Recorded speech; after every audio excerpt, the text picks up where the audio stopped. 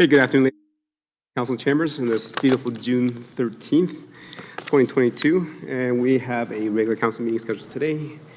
And if anybody has not looked outside, it is a little bit sprinkling. So hopefully that continues because talking to some farmers, it is dry and we need a little bit of moisture. So hopefully that continues. Members of council, there's an agenda before you. Deputy Mayor for the motion, please. Yes, thank you, Your Worship. The Town Council adopt the June 13th, 2022 regular council meeting agenda as presented. Thank you. Administration, anything to add? Your Worship. Call the question. All in favor? That's carried. Okay, moving on to number 3 of our agenda. It is the public input session. This is the time that we allow residents to talk about anything that's not on the current agenda. Administration, has anybody registered to speak? Your Worship, no one's registered. Okay. Thank you. Anybody in chambers like to speak to council, address any issues that is not on the current agenda? See none. Moving on to number 4, which is presentations and delegations. There is nothing registered today. So moving on to number 5, which is statutory public hearing. Okay, so today it is a public hearing for 2 bylaws. The records are kept just to make sure that we're in compliant with the MJ's laws and standards. This is the opportunity for everyone to provide comment, either writtenly or in written form, or they can come present at this public hearing. Okay. So this public hearing is to deal with Bylaw 2659 DMP 22, the brickyard at Old Town Area Structure Plan, and also Bylaw 266/0/LUO/22, the brickyard at Old Town Stage 5 Land Use Bylaw Amendment. Okay. So the proceedings will go that the applicant gets the opportunity to make a presentation. Council gets the ability to ask questions for clarity and understanding. After that, then all those that are in favor of the proposal gets an opportunity to speak, and that will be limited to 5 minutes per individual. And again, council gets to ask questions for clarity and understanding. When that's done, anybody that's not in favor of the proposed bylaw change will have the opportunity to speak at that time. And again, that is limited to 5 minutes per person. And then council gets to ask questions for clarity and understanding. When that is done, then there'll be a general comment time where it allows anybody to make general comment regarding the proposed bylaw changes. And then again, council gets to ask questions for clarity and understanding. Okay. With that, I'll call the public hearing to order. Go ahead, administration.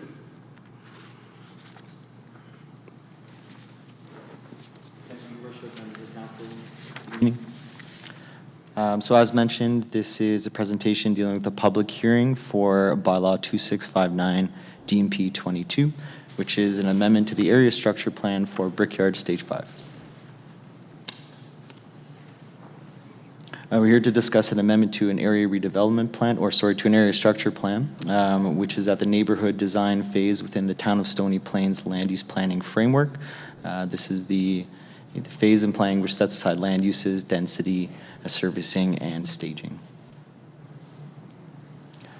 So specifically, the area that would be developed as Stage 5 is along the extension of Brickyard Drive, which is highlighted here in that circle. It would be reallocating some of the medium density and high density to Brickyard Drive to closer align with our collector roadways as well as amenities. So as shown here, this is the realignment of the medium density residential along Brickyard Drive. As well, you'll note there is a temporary storm pond, which has been allocated at the middle of the site there, which would deal with the interim stormwater management until the ultimate pond is constructed to the northwest corner.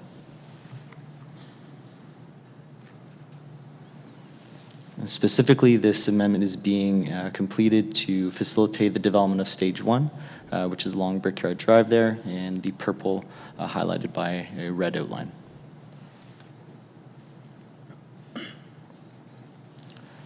So the stage in the process that we're at is currently the public hearing. Moving on from the public hearing, this bylaw will be given second and third reading, and then a decision from council.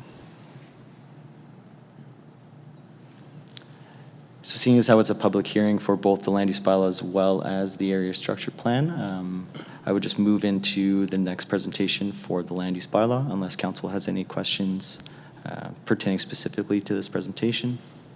Thank you. Members of council, any questions regarding the presentation of the area structure plan amendments?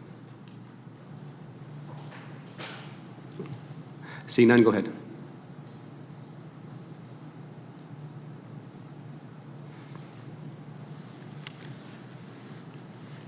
Thank you, Your Worship. As well, this is a public hearing for Bylaw 2660 LUO 22, which is a land use bylaw amendment to again facilitate the development of Brickyard Stage 5.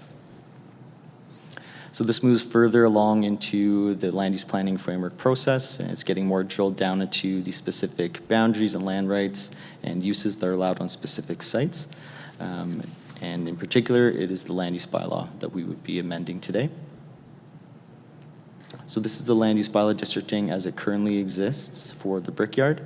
The area in question that we would be amending currently exists as R2 detached dwelling residential district, R5 small lot mixed form residential district, as well as an R8 high density residential district. And this next slide shows the proposed districting, which you can see redistricts a portion to R4 mixed form residential district, R5 small lot mixed form residential district, and R2, and as well reverts some areas back to FD to be more appropriately allocated for their current use, and which would be redistricted potentially in the future for other stages of development of the Brickyard. So again, we're currently at the phase of the public hearing for this land use bylaw. Moving forward will be second and third reading and decision by council. And we'd welcome any questions. Thank you. Members of council, any questions regarding the land use amendment bylaw? Okay. See none. Thank you for the presentation. Okay, moving on with the process for the public hearing. This is the time that we allow the applicant to address council. And as the applicant, you're not limited to the 5-minute rule.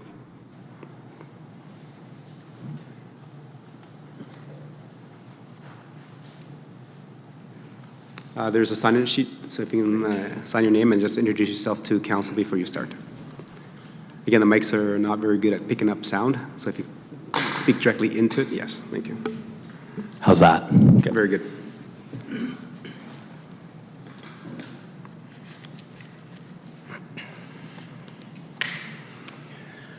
Okay, yes, good evening, Your Worship and Council. While I get started here. Perfect. Yeah, good evening, Your Worship and Council. My name is Ryan Eidick. I'm the lead planner with Prism Engineering. We are the applicants for both of the bylaws that Mr. Young just went through for the ASP amendment and redistricting applications related to the Brickyard at Old Town. I appreciate the opportunity to put both of my presentations together into one, so if there's questions related to ASP or redistricting, I'll cover both in my presentation tonight. I also should mention that we have representatives from our engineering team as well as the developers themselves, so whatever your questions may be, we can divert it to the appropriate body at the end of my presentation. So these applications were made in conjunction with a subdivision application as well to allow for phase 1 of that stage 5 of development in the Brickyard area, including primarily to connect Brickyard Drive as shown on the slide with the red arrow, the north and south portions of Brickyard that exist already. Also consolidating land on the east side of Brickyard Drive, for the existing rec center coming to Stony Plain, or for the new rec center coming to Stony Plain, and to better reflect current market conditions. It's worth noting that the original area structure plan for this area was approved back in 2014. However, since that time, no development has occurred outside of the areas that were already under construction in the north part of Brickyard Drive. So when comparing the current ASP with what we are proposing, it shows that the amendments being proposed are concentrated within that central area of the Brickyard neighborhood. This includes reducing the high-density residential area, which is the areas in orange. You can see my cursor? Perfect, yeah, the areas in orange, reducing that along Brickyard Drive, as well as changing some of the land use designations from low-density residential along Brickyard Drive to medium density residential, which accommodates a mix of townhouses and single-family dwellings, which is the intent of what's going to be built. On the east side of Brickyard Drive, the low-density residential lands have been are being proposed to change over to park space to accommodate that rec center that I already mentioned. Yes, and the changes all follow the current market trends, which point to a need and desire for townhouses in Stony Plain, as well as concentrating the medium-density land uses along Brickyard Drive rather than internal to the neighborhood, which was previously designed. So lastly, there's an interim storm pond proposed on both of the the high-density residential sites.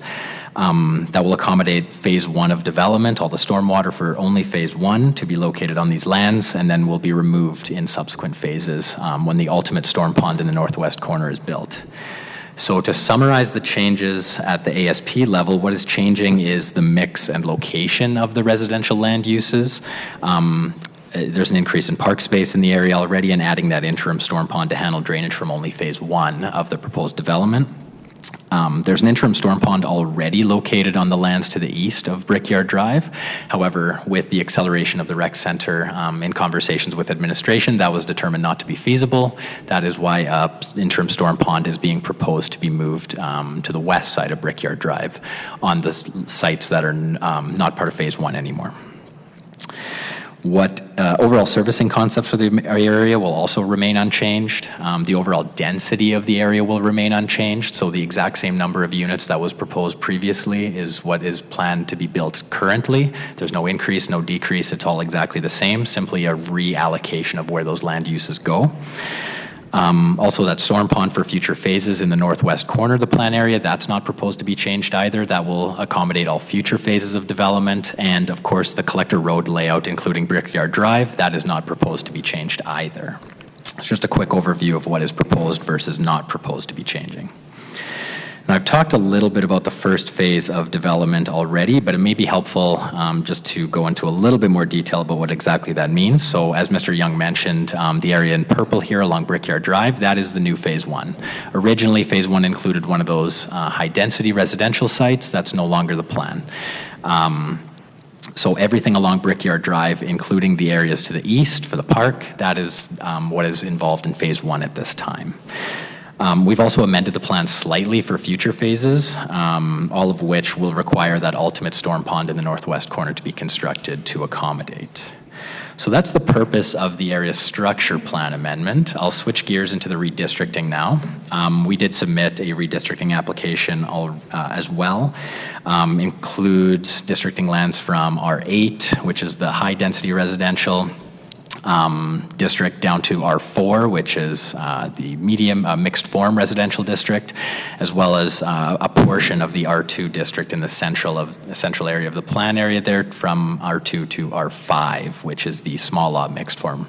And as Mr. Young mentioned, the unused portions or the portions that are outside of phase 1 of development are proposed to be redistricted back to FD future development. Will come back in the future for redistricting applications, and council will have an opportunity to debate those at that time. So why these districts were chosen? The R5 district, it allows for a mix of housing types and styles, especially small lot development for townhouses, while the R4 district is very much the same, except it allows for secondary suites as well, which is a product that the owners and the developers, Takata, have had significant interest from builders in constructing in this area. So to show you how that will play out along Brickyard Drive, we have the proposed R4 district in the northern portion of Brickyard Drive, which will be the townhouses with secondary suites, where they will all be located, and that's highlighted in red on the screen. The R5 district is in the central portion of Brickyard Drive there, which will accommodate a mix of townhouses as well as single detached dwellings. And some single detached dwellings in the southern portion of Brickyard Drive, those are already districted R2, highlighted in yellow. Now, we've been working on this for some time. I'm just going to go through some timelines. Originally, we met with the town back in October of 2021, and that included providing a preliminary subdivision layout to support the requested redistricting and ASP amendment applications that we were proposing to bring forward. We received acceptance of that proposed layout in November and then proceeded with making the formal applications in December. The formal subdivision application was submitted in March, which aligned with both applications, and the reason why I'm bringing all this up, this was all done to overlap the processes as much as possible so that we could get construction started this coming season. However, we were informed that the subdivision application had to remain on hold. The town was going to be amending their land use bylaw, and because of some legal proceedings, we weren't able to have our subdivision application accepted until after that land use bylaw was approved. That was April 11th. However, our subdivision application had met, it was designed and met all of those regulations for the districts that were brought forward to council on April 11th. Now, following that, our application for subdivision was officially accepted on May 27th, 2022. And I'm going to go into why I'm talking about subdivision here at a redistricting and ASP amendment standpoint. Now, between the submission and acceptance of our subdivision application, Council on April 11th changed the minimum lot widths in that R4 and R5 district at the April 11th public hearing. We were not present. We were not informed of those changes by administration. We actually caught the discrepancy ourselves while preparing for this public hearing. Now, it doesn't seem like adding 2 feet to the minimum lot widths had minimal impact. However, for us, that means that the builders that we already had lined up to start construction this year, they're gone. They have, you know, a design already in place for 20-foot pockets. They're no longer able to, you know, go forward this year with 22-foot pockets. For us, that means, you know, the builders are gone. They have no interest in ability to build those larger lots. I'll let representatives of Takata talk about how the financing for that phase works if so desired. However, what's important to know is that everything we had submitted to the town has to be redesigned. So that includes the drawing that's on the screen. This is one of a 30 drawing submission package for subdivision. Each of these little lines that's green or blue or red is a service stub to the lots. They all have to be moved by so many feet here and there. That includes changing the grading plans for the entire area. So there's a significant amount of redesign required to accommodate even adding 2 feet to the minimum lot widths. So that's why I'm bringing it up tonight, because we are in danger of losing our entire construction season as a result of those changes that were made. So every one of those services needs to be moved over. We have to find new buildings. We have to go through new approval processes and all of that. So what are the consequences of that? We've lost our pre-sales and our ability to construct any phases in 2022. We also need to find... There. Okay, so this is a bylaw hearing for changing the zoning? Absolutely. This has nothing to do with what was debated earlier in terms of lot sizes. So if you want to berate council for changing lot sizes, I don't believe this is the proper opportunity for that. You had the opportunity to speak to council at that time when we were discussing that. And this is about, is this a proper zoning change within the town's zoning plan? For sure, yeah, thank you, Your Worship. All I'll say is there's no point in proceeding with the redistricting and the ASP amendment applications if we can't get any certainty that we can't proceed with the subdivision application that was submitted. And we're looking for that certainty tonight. Otherwise, the redistricting and ASP, even if they're approved, nothing will happen this year. So that's why I bring it up, because they're all tied together. We did that on purpose. We did that with administration for the past 6 months. And unfortunately, it was all undone in one small decision. So I understand that this is a hearing for redistricting and ASP amendment, but they're all tied together. Okay. So if you'll let me finish. So again, the bylaw for land use Yeah. was done a couple months ago, right? So we're not talking about the widths of the lots. Yep. So if you want to stick to those comments, to what we're actually talking about here in the public hearing. Absolutely. I have nothing else to add to the redistricting and ASP amendment applications. All I'll say is, again, reiterate, they are completely irrelevant if we can't get any kind of certainty that the subdivision application that we submitted will be supported. I'm happy to answer any questions on anything I brought up. Okay, so my question first off to you is then, why are you here then, if this is not going to work? Because we did approve the lot changes a while ago when we did our land use planning. Mm-hmm. So if this is not going to work, then we'll also just end it here? Because obviously from your comments that no matter what happens here, it's not going to work. So why are we taking the process, the time of our staff, your time and developers' time to have this looked at and rezoned to advertise it if it's not going to work? Well, we were hoping, through your worship, to your worship, we were hoping that we would get some direction to council to support variances to the minimum lot width to allow, in a subsequent motion, separate from these applications, to direct administration to support the subdivision application. If that's the case, then we can proceed with everything. If that's not the case, then, yeah, this construction season and everything is moot. Okay, again, council passed the bylaw of what the widths are. Administration will apply those and use them.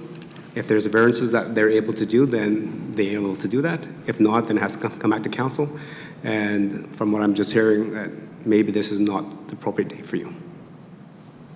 Yeah, your worship, that's completely fair. What's not fair is that the decision was made without any industry members present at that last council meeting. Again, it was a public hearing. You had the opportunity to come speak towards the recommendations to council. Were you there? Your worship, we did not feel the need to come. Were you aware of the public hearing? We were. 100%. Thank you very much for that. Okay. Any other questions for clarity and understanding? Councilor Laurie? Thank you, Your Worship. Looking at the land use bylaw districting changes, the previous iteration essentially had all of the lots fronting onto the internal subdivision roads. The change that's being presented is now having all of these lots fronting onto Brickyard Drive, which Brickyard Drive is designed as essentially the collector road for there. It is going to be a very high traffic road.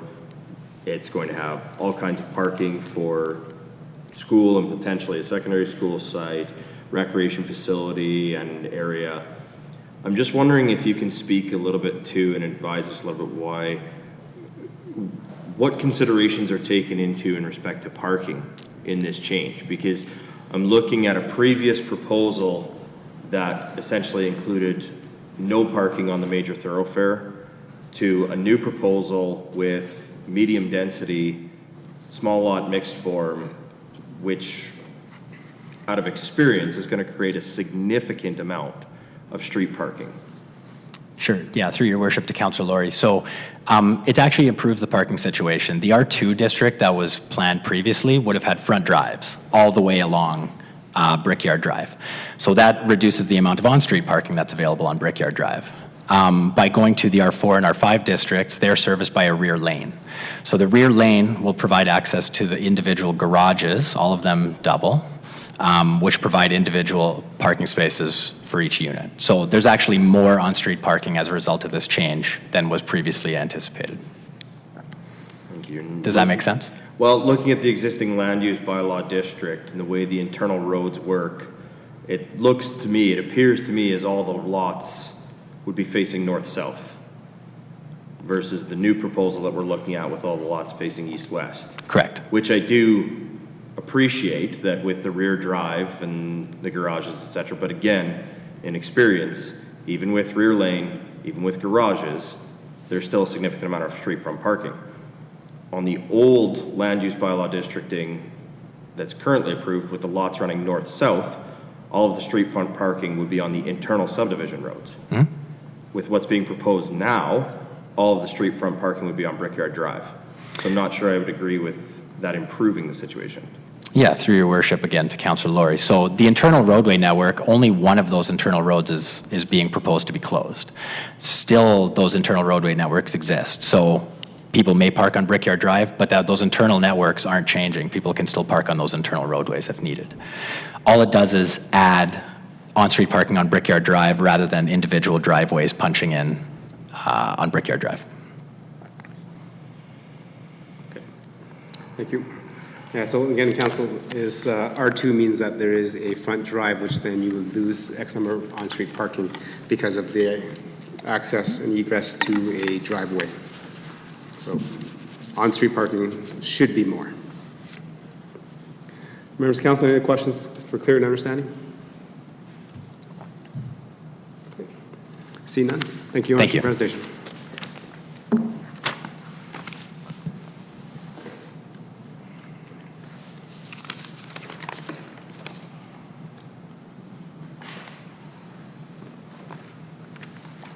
Okay, moving on to the next process of the public hearing. So all those that are in favor of the area structure plan changes and the land use amendment changes may come forward.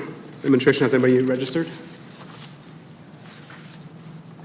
Yes, Your Worship, we have 3 people registered to speak. Okay, and go ahead and call them up one at a time then. Glenn Kennedy, would you like to speak?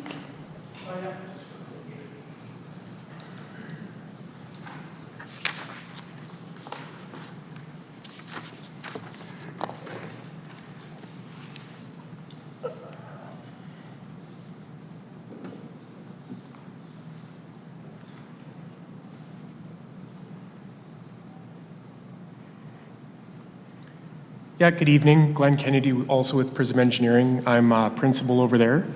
And yeah, I'm here to represent the engineering side if there's any questions that do arise. I guess one thing I can add, just with respect to Brickyard Drive itself, so it's basically proposed as an extension of what exists out there today. It's a 12.5-meter wide drive aisle under a 24-meter road right-of-way. So it does allow for parking on both sides plus 2 lanes, no different than what we see through the existing subdivision to the north. Yeah, and I believe, yeah, it's actually, the 12.5 is wider than a lot of the other municipalities in the area for major collectors. Yeah, and outside of that, basically, as Ryan had mentioned, we're essentially connecting Brickyard Drive from north to south. The general road alignment's already been predetermined. There's already existing sanitary and water through there, which we're going to be connecting into to make the lot servicing. Yeah, and again, just here for any questions that may arise engineering-wise. Okay, thank you. Members of council, any questions? Councillor Hansard? Mr. Mayor, please clarify. This gentleman is here in support of the changes that are on this land use bylaw at this time, correct? That's and correct. Are these the changes that were changed in April?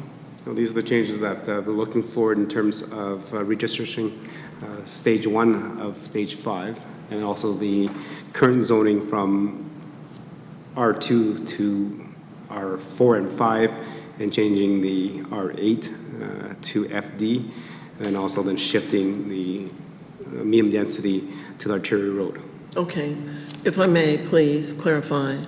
When the public open houses were held for the 200 plus people that got letters, and a handful each time, showed up to these open houses, and from what I read in council package, it appeared that people were generally in favor of what was presented at that time. Is this different than what is presented in the package this evening?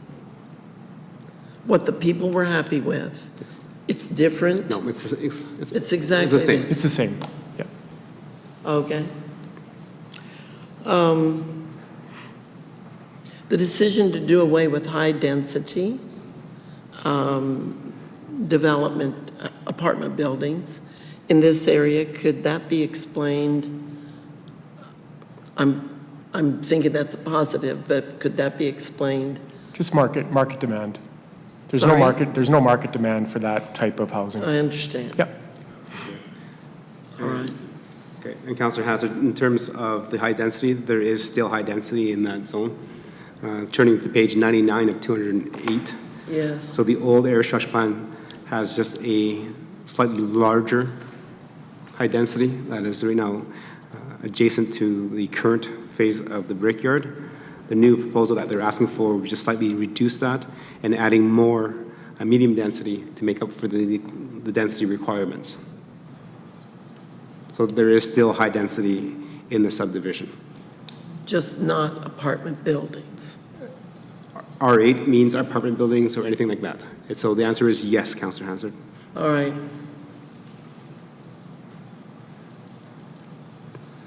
Okay, any other questions? Okay. I have just a quick question for you then as well, because as you're the kind of the engineer here, it was mentioned by the previous presenter, all those little green lines, red lines means that every surface has to be rechanged. So is the services in the ground right now? Not the lot services, no, just the main lines. Right. But the main lines would not move regardless of how wide the lots are, Correct. right? It's basically just the changes that get blown up through paper design. Right. Yeah. And the cost of changing those on paper? I don't think it's as much a cost concern, it's a schedule concern. It's just the fact that we basically have contractors ready to go, and to redesign everything and take 6-8 weeks, we'll lose the season. That's the main concern. Thank you. Any other questions for clarity understanding? Okay, see none, thank you. Okay, thank you. Administration, you can call the next person that is registered. Greg Hembroff?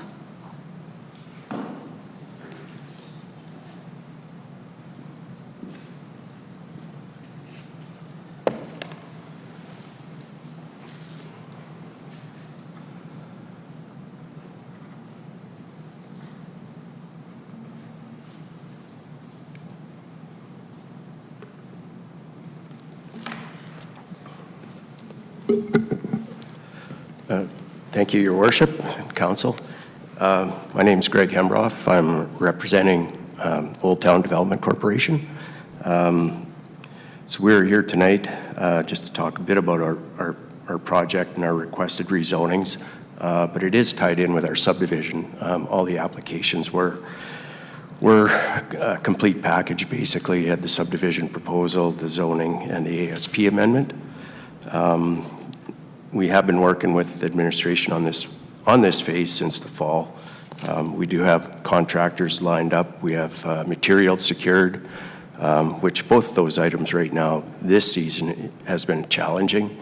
There's a lot of different things going on in the Edmonton region. A lot of contractors are booked already. Materials and ordering some of those things have been painful.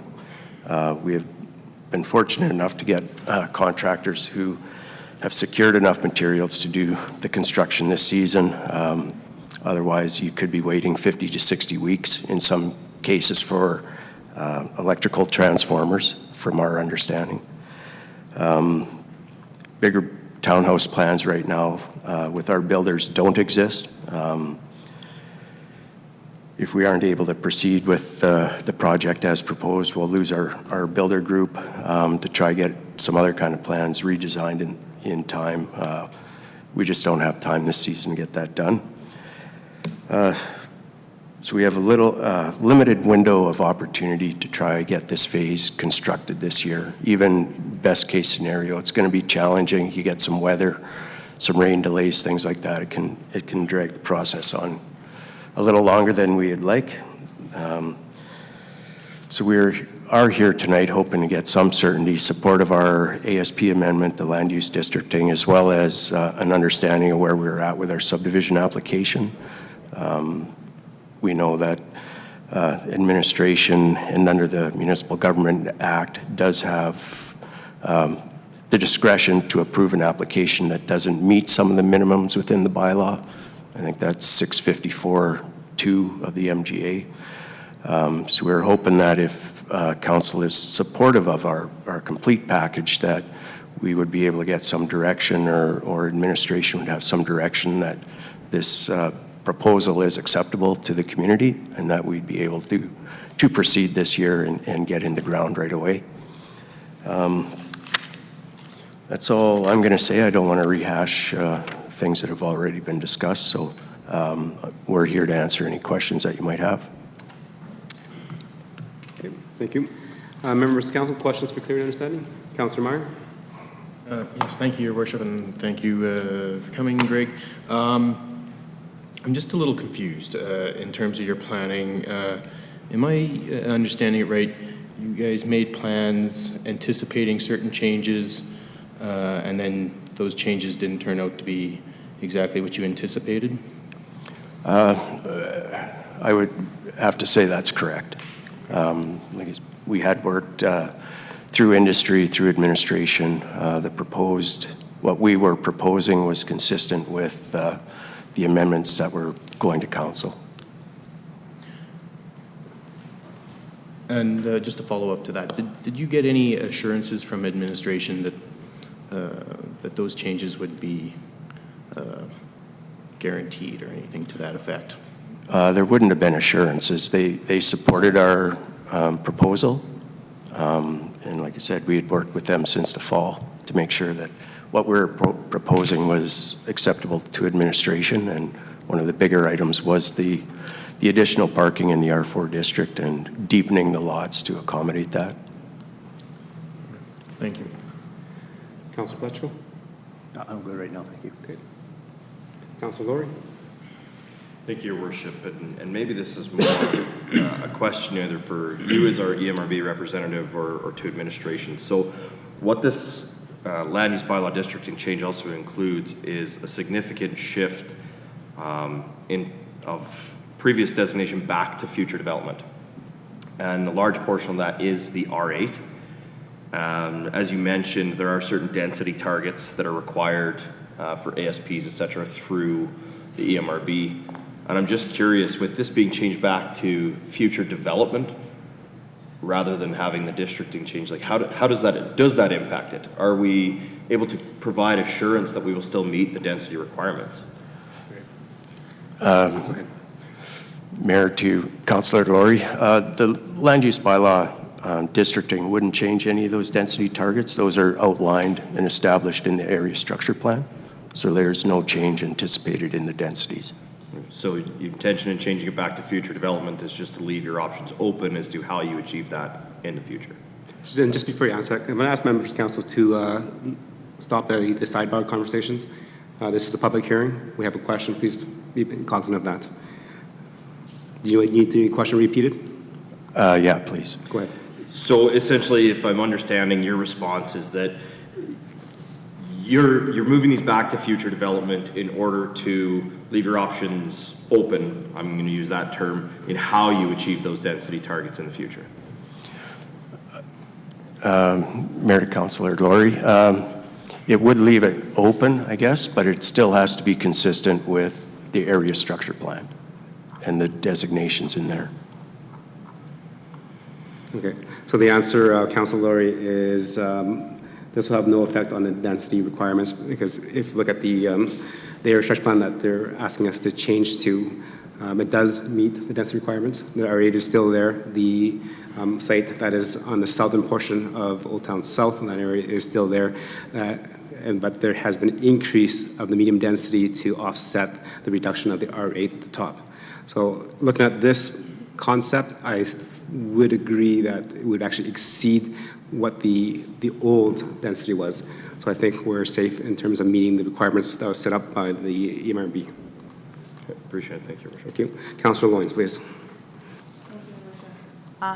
Sorry if this question isn't for you to answer, but I just noticed when I look at the proposed land use changes, one of the side back roads is no longer there anymore. It is now changed into the orangey, yellow, brown color for R5. Are you saying you guys are now removing that road that originally was in place? It's on page 115, Your Worship.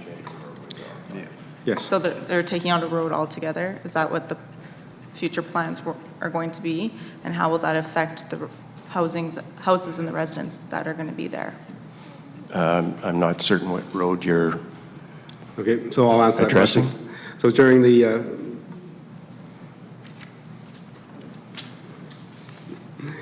the first reading, I asked that question to administration, and that the answer was yes, the road is getting closed so that they can accommodate the R5 that is along that arterial road, the collector road. There'd be another egress coming in through there, and they have no issues or concerns regarding access to the remainder of the parcel from the remaining roads that service the quarter section. Thank you, Your Worship. Okay. Councilor Pletchko. Yes, thank you, Your Worship. And this is for administration more than for our guests this evening. I'm just wondering, help me to understand, if administration was fully aware of this effect that has on our developer here today, and that this bylaw coming before us, if we approved it, is still going to have no effect on our developer at all, how is it and why is it before us today? Just so that I can fill in the rest of the process for my own personal thinking. Okay, if you can just hold off that question, just write it down. We'll bring it back to administration when the presenters are finished. Okay, any other questions for the presenter? Councillor Hansard. What was the start date for this subdivision had everything stayed the way it was? Actually, Is Councillor that Hansard. inappropriate? Councillor Hansard, again, there is no start date because the land use bylaw, the lot widths and everything was only approved by council a while ago. Okay, So they were under the assumption that the recommendation coming forward to council was a certain width, lot size, and everything else. Council deliberated that, and council has every right to make those changes and adjustments to that. okay. Council did that, and that's where we're at. So again, the public hearing is not about that. Everyone had the opportunity to deal with that at the previous public hearing when we dealt with lot widths and land use planning, and this is not it. Okay, Mr. Mayor, I was not present at the meeting. I was away on holiday, so I feel like I've skipped a beat here in my heart, and I'm not quite clear. And certainly didn't expect what happened here this evening. Would the changes that council had a discussion about and made have to apply to this subdivision? Yes, Councillor Hansard, because that is a new subdivision that's coming forward, so they will be applied to the new bylaws. However, if they did not use the new, if they had the subdivision applied for and approved prior to that, then there were even wider widths at that time. Actually, council reduced the width lots at that time. And council was all present when that was done. And what date was that meeting? I will find that for you right now. I'm looking. If administration can provide the date of the public hearing, second, third reading.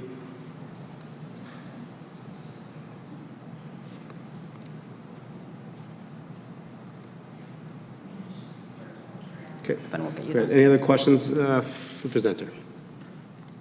So we don't have, I don't have a date? We'll find you the date. Oh, okay. Okay? But again, that was a public hearing that was dealt with at an earlier time. And I think this has missed the mark because the couple of presenters are not talking about the application changes that are being applied for here. Okay, So, Your worship, we have that date. It was April 11th. thank you. okay. I was indeed here. Yes, because we had that conversation about lot widths, and you were part of that conversation. And again, as asked, the applicant was aware of it. They chose not to come speak. That is it. Okay, thank you. Administration, I believe you said there's another person that would like to speak. Yes, in the last favor? person registered, Ross Uremko.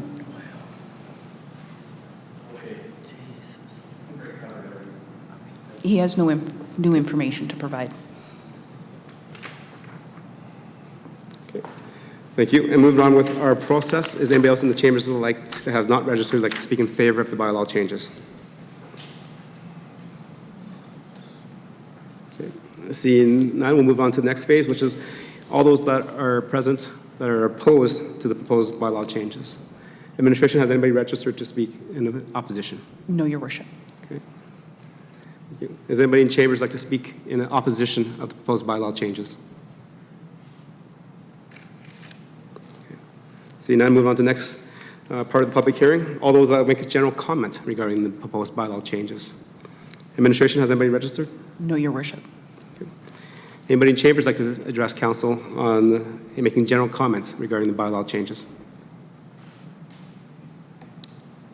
Okay. Seeing none, move on back to the applicant.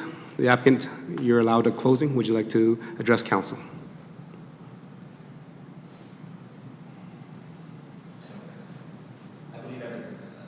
Okay. Thank you.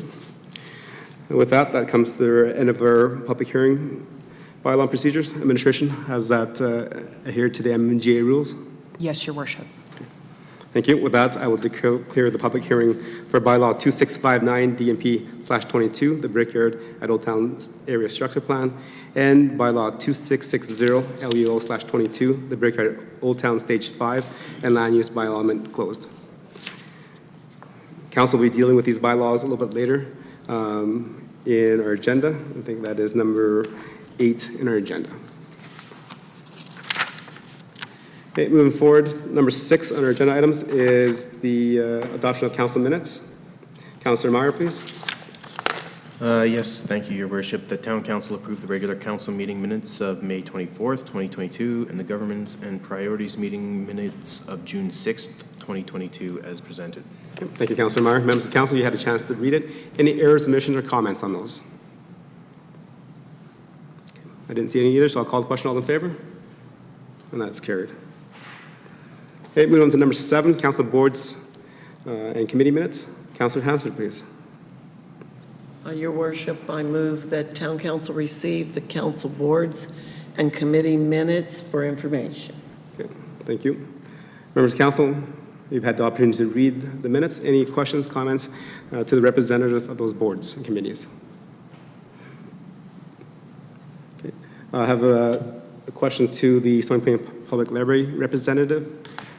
In the minutes, there's a presentation regarding the fundraising regarding of the Stony Public Library. Can you provide a little update on that, please? In terms of the fundraising, or specifically in regards to our meeting with, I believe it's Jim? Yeah, just in overall fundraising, kind of next steps forward, how are things going? Well, actually, the minutes are actually a pretty good synopsis of where we're at. We have written a letter to BNP Goldie. They have decided, I think I mentioned in a previous meeting, to end our relationship. And further in those minutes, it discusses possibility of the Friends picking up and filling this role.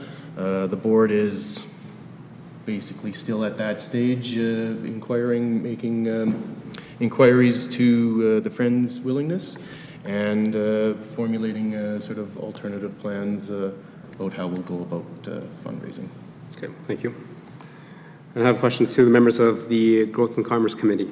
There was a presentation regarding the highway redevelopment strategy. Can anyone provide a little input on that, as council's added that to our corporate plan and looking forward to kind of the outcomes of that? Councilor, go ahead.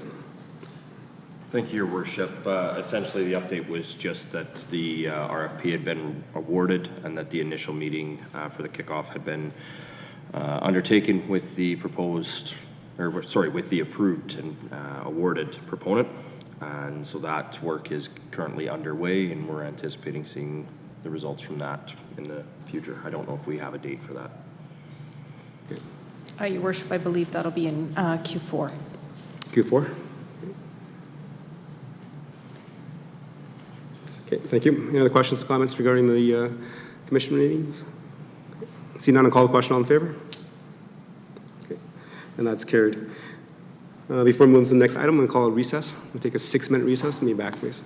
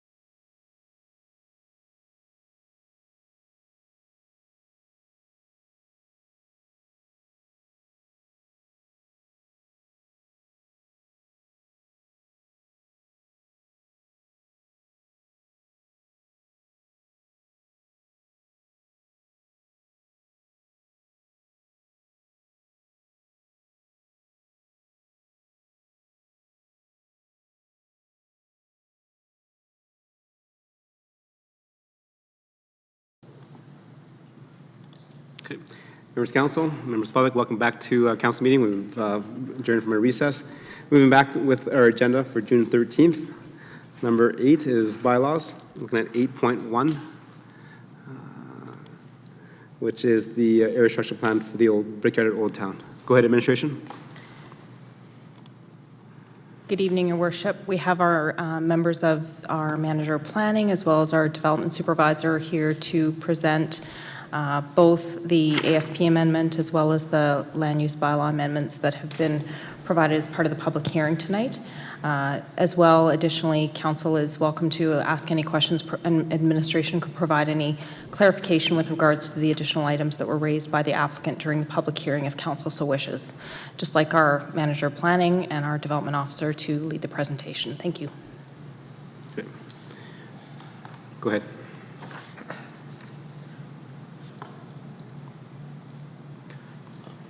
Your Worship, besides the presentation that we had at the public hearing, we don't have any further information initially to add. Any questions for council? We're here and looking forward to answering any questions or anything else you might need. Thank you. Thank you. I'll start with the first question. So in terms of the proposed changes to the area structure plan, how does that support our municipal development plan, our housing strategy initiatives such as that? In several different ways. First and foremost, it actually aligns it with the current standard we have for collector roads. Many other neighborhoods in town, there was a change about 5 to 10 years where collector roads used to have a lot of front access driveways on them. This inhibits and creates some safety concerns. So some of the questions or discussion that took place earlier today kind of reflected on the collector roads and access to. So if you go down areas such as, say, the Fairways, Oatway, those sort of older neighborhoods, there's a lot of potential conflicts with people backing onto collector roads. In a lot of new neighborhoods, both in Stony Plain and elsewhere, you'll notice there's a restriction on front access driveway onto collector roads. Again, this is for a safety reason. This will actually align that. The area in the plan where the town purchased some land from the developer, all of those were intended to be front access driveways directly onto the collector road, so that removed some conflicts. And all of the lots that are being proposed are laneway products, which again restricts the access directly to the front and mitigates some of that traffic concerns onto the laneway as opposed to the collector road.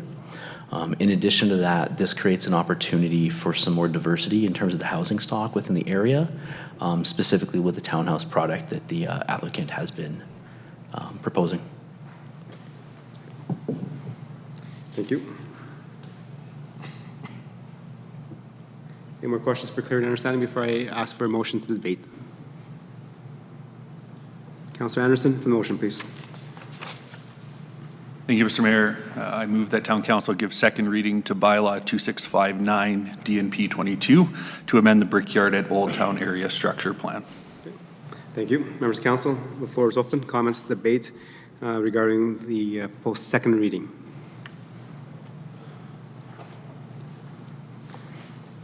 Councillor Laurie. Thank you, Your Worship. Just given the conversation that occurred in the public hearing, I'm just looking for some clarity from administration. So we've heard of essentially the 3 different processes that are underway. There's the land use bylaw amendment, there's the area structure plan amendment, and then there's a subdivision application. Now tonight we are only talking about 2 of those, correct? The land use bylaw and the area structure plan. And then anything to do with the subdivision and development, that would be through administration. Administration would have authorities as the development authority. If the developer was not satisfied with the decisions of administration on that, we then have a subdivision development and appeal body that they would be able to access. Is that the correct process? Am I correct in understanding? Through your worship to council, or that is correct.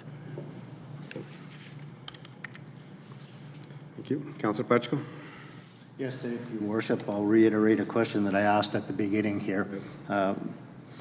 Due to what we heard today, I was really excited about reading these packages and seeing that we were actually getting a developer that was about to move forward within our community. A bit taken back by the outcome of what we heard a little bit ago. So I'm just wondering if administration can clarify for me a couple of things. If we knew there was a contentious issue, with what was going on. Why is it before us today without clarifying the issues? And second of all, does the administration have the ability anywhere within the land use bylaw and or the area structure plan to have a bit of a modification to that? And if so, does that fall in the hands of the developer or administration? Your Worship, through the Councillor Plechko, I'll make a few comments and ask our manager of planning to further elaborate. Town administration did review the variance requests proposed by a developer. As pointed out by the speakers at the public hearing this evening, this request came after council changes to the LUB on the preferred lot size. Given that this is the first request to vary this in a recent decision by council, administration did not feel the variance was appropriate given council's explicit direction on the matter. I'll now pass it off to the manager of planning to further add to my comment. Through your worship to Councillor Plechko, I'm going to start with the second question, answer to the second question first. In terms of the ability to vary, say, an area structure plan or a land use bylaw, at the area structure plan level, for the most part, administration views an area structure plan at a conceptual level, which is really what it represents. Slight discrepancies or changing, a lot line, moving it a little bit sort of thing, totally within the realm of administration's ability to do. And again, we would even establish this through the council's approval of rezonings. Again, the subdivision, in terms of how we interpret the subdivision for those rezonings when those boundaries are defined, a little more rigid than, say, the area structure plan, which is much more conceptual. When it comes to approving either a subdivision or something like a development permit, which is regulated directly under the land use bylaw, with the exception, I believe, of the cannabis regulations, council has given administration the ability to vary pretty much any regulation in any way, shape, or form. However, there are criteria, if you would, sort of policy direction within the LUB that specifies when we should or should not apply discretion to vary things. This is really important in terms of the context. So for something like what we have before us now, in terms of the situation at hand, in terms of the applicant's request for the variance or the change to the lot widths, this is something where council very recently, so again, the time is a factor that we look into when we would apply discretion.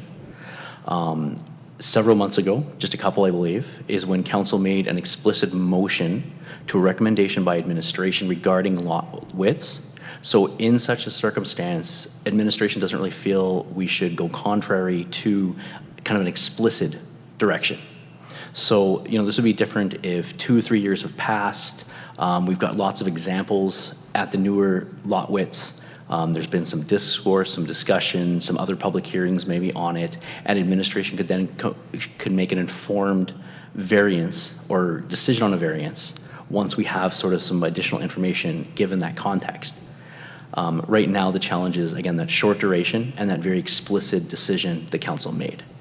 So unless there's something like a variance, such as a text amendment change to this LUB amendment, it wouldn't be something the administration would necessarily allow for a variance to take place in this case. So again, it was a council decision, very recent, very explicit, that really guides our interpretation of when we can or cannot vary under the LUB. Yes, thank you, Worship. So I'll just make a little bit of a comment, and this is strictly on my point. We sat around this table, we had truly good engagement from our community, we had engagement from our council, and we all stepped out of our comfort zone to see what we could make fit within our community.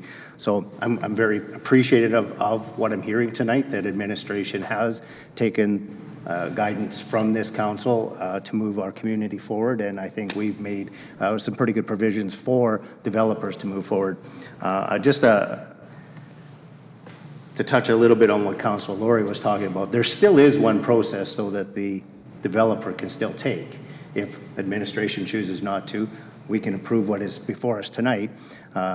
They can still come back and appeal that to the SDBA, which at that time can hear it, which is a quasi-non-judicial forum, which gives them a pretty good opportunity to have their voice heard, and at that point in time. So it might be a small delay along the way, but it's still something that could be before them.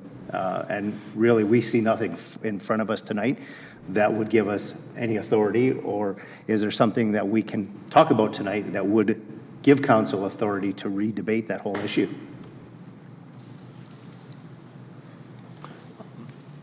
Through your worship to Councillor Palechko, I would agree with what you said in terms of the ability. So just for clarity on that, yes, we could make a decision on the subdivision. Right now, from the comments that we received so far from the circulation, we would probably look at approving it, but putting some conditions on it to make sure that they meet the actual minimum requirements of the land use bylaw in terms of lot widths. So again, it's something that we can actually recommend with those changes on it. But again, it does force some of the concerns that were raised earlier at the public hearing and the discussion with the applicant. Those would still exist. It could be, again, varied, but again, time being a consideration there. If that works. Yeah, thank you very much. Councillor Loynes, please. Thank you, Your Worship. Again, just for clarification, was it up to admin to let the developer know that we had not gone with your guys' recommendation for the lot lines, or was it up to them to follow through? Going back through the calendar, it's been 9 weeks since that meeting in particular. It was mentioned it takes 6 to 8 weeks to develop new plans. So I'm curious if it was on our admin's error that the message didn't get through. Through your worship to Councillor Loynes, our standard practice is to work with our industrial land development representatives. So this is UDI, the Canadian Home Builders Association, and the Chamber of Commerce to some degree as well. So typically we do have, we inform them of any of these major changes. In this case, there might have been some oversight that we could have, again, provided some additional here, but it would be above and beyond our standard practice to have reached out in this case. Okay, so again, it wasn't up to you to have to follow up with them. It was up to them to follow up with you, correct? Thank you. Any other questions? Councillor Hanser, go ahead. Mr. Mayor. Well, I'm disappointed that this whole thing happened earlier this evening. And I'm a type of person, and I think it helps make me a very good counselor in many ways, to find a way to move forward. Don't appreciate the way this was done this evening, but I won't dwell on that. What I do want to say is that it needs to be really crystal clear, with people speaking loud enough for everybody in the room to hear, that is there something that can yet be done, discussed, or direction given by council here not to oppose the beautiful amendment and our future plans for all new subdivisions in Stony Plain? Or is there not? Am I hearing that administration does not feel latitude in any way because you're not prepared to do it, or you don't feel you can, with this being a brand new direction that council chose to take in development? That was through you, Mr. Mayor, to Mr. Dibble and the general manager, with no disrespect to him.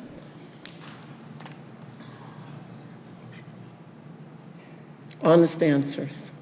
Through your worship to Councillor Hansard, the way I would say it is that something like this could still be changed. Often with a public hearing, it's the opportunity for the community or the applicant in many regards to directly speak to council.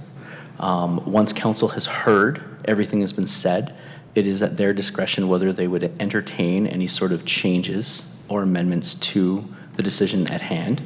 And again, I know this has come up several times, specifically in the last, I'll say 6 months, regarding if like a second public hearing would have to be held or anything to that effect. Often, if what the change is being proposed is limited to within the scope of what is being discussed at the public hearing, generally I've seen council not require a public hearing to go thereforth after. So in the case of this, it seems like the applicant is looking to do a change or request a change of council only within the area. My understanding, having reviewed the file, is it's just the R4 that does have the discrepancy in terms of the lot width that's required. So again, administration could present an amendment if council so directed us to do so, But again, it's not something that we would necessarily recommend, again, giving council's direction a couple months back. But to reiterate, at that point in time, administration's recommendation was to do a 20-foot building pocket for this. And council, if I may, based on their community feel and understanding of the community, made an amended motion to reduce that and to add to that 2 feet. And that's what basically has led to where we are right now. I would add to that again, even just taking into account how council handled the 0 lot lines in terms of sort of defining an area to allow it to go forth. This could be an example where council could, make an exception and allow it within a defined area to even see how it works, such as like a pilot in that effect. And I would leave it at that. Thank you. Mr. Mayor, may I follow up? Go ahead, Councilor Hanson. Okay. Just to be really crystal clear, if I so appreciate that, Mr. Dibble, you're defending, not that we need it to be defended, but you're defending council having the ability to make changes and that administration is going to live with those. If a little bird said, maybe something could be done differently this time in that piece of Brickyard only, not the whole development, that piece, so we do not lose a large amount of valuable time to keep all these people moving forward, all these people in work, all the people are still trying to recover from COVID with all their construction companies moving forward. If there was any indication whatsoever, I don't know what that would be, a look, a shoulder, a motion, that might be something that council could support, would you be able to come forward with an amendment, or does it need to be an amendment moved by someone here on council? Through you, Mr. Mayor, to Mr. Dibb. Through your worship to Councillor Hanser, we do have an amendment if council so wishes to. Again, we could present that if desired. Could, Mr. Mayor, would it be appropriate for you to ask him to present some amendments, or would that not be done tonight? It would be done some other time. Councilor Hanser, I'm going to just hold off not questioning, and we'll address it a little bit later. Administration, I am disappointed in the commentary that's been presented right here. Council did not make the lots larger. Council reduced the lots from our old bylaw to our new bylaw. Council just did not agree with your recommendations of moving them down 6 feet. We only shrunk them 4 feet. So the commentary that council made them bigger is incorrect. Okay. So as we had the public hearing on April 11th, the recommendation was to reduce those lots or that zoning by 6 feet.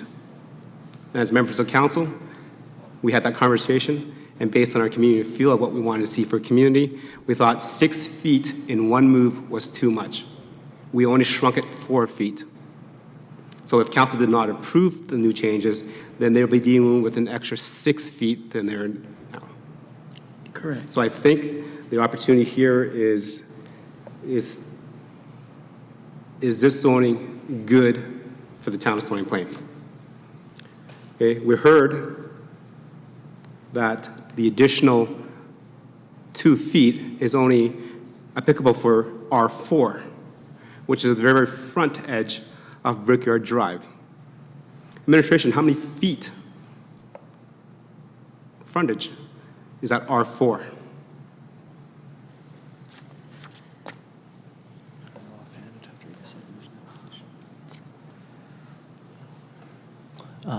Your worship, we'll just take a couple of minutes here to make that calculation, if you would. Okay. And I'll come back to that calculation when you're ready. Councilor Meyer, you had a comment? Go ahead. Yes, thank you, Your Worship. I'd like to just bring it back to Councillor Loyne's question regarding timing and administration's response there. I want to appreciate that there is a certain responsibility of the company to remain informed on decisions. But what I heard in that answer was the phrase above and beyond. And so my comment is, as we try to advance this community, our level of relationship with our development community may require that above and beyond. And so I encourage administration to put in that additional effort and make sure that our community is a community that can progress and is a good place to do business. So just that. Okay.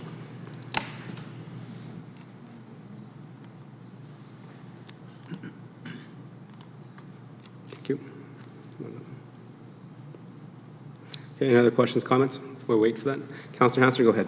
Mr. Mayor, I just want to go perhaps on record, because people will be watching. We often think when we're looking at a way of doing something a little bit different, still within the law, still within our rules, regulations, policies, but a bit different. It strikes me that this particular case with this particular developer was underway. Nothing, I'm not suggesting that anything got decided or pushed out of the right order, but I'm not worried about setting precedent for any other developer. Any other developer is not in this particular situation in a neighborhood ripe, ready, and past due for development. That land in that area has been sitting with nobody willing to come and help us build it. And it is really important as we look at meeting our requirements as a community for density in the greater metropolitan region planning, that we do what we can to create the housing, especially with the wide ranges that we were looking at for this particular development. I can't tell you how excited I was, having been on holidays, and come back and see this in our council package. And I particularly love that the higher density got shoved down into the south area, more south in Brickyard, and that what's been created there by this developer for the proposal to move forward on that section only of Brickyard, in my opinion, is an outstanding way to kickstart and get something going over there. We have people who want to move to Stony Plain, and we don't have enough appropriate, diverse housing for them. How are we going to grow a community and create business for all of our businesses if we don't take these opportunities? I'm not saying bend over backwards and give the developer anything and everything they ask for, because I do believe the onus was on them to follow up with administration and find out how things went. It's really sad that nobody showed up for that meeting. We can never assume, and I hope there's a life lesson there learned, never assume that everything's going your way. Come, be present, respond. But now, how do we fix it?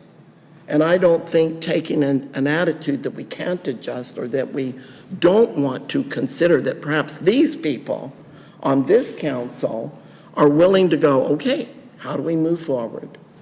Is there a way to move forward with an admonition to the developer?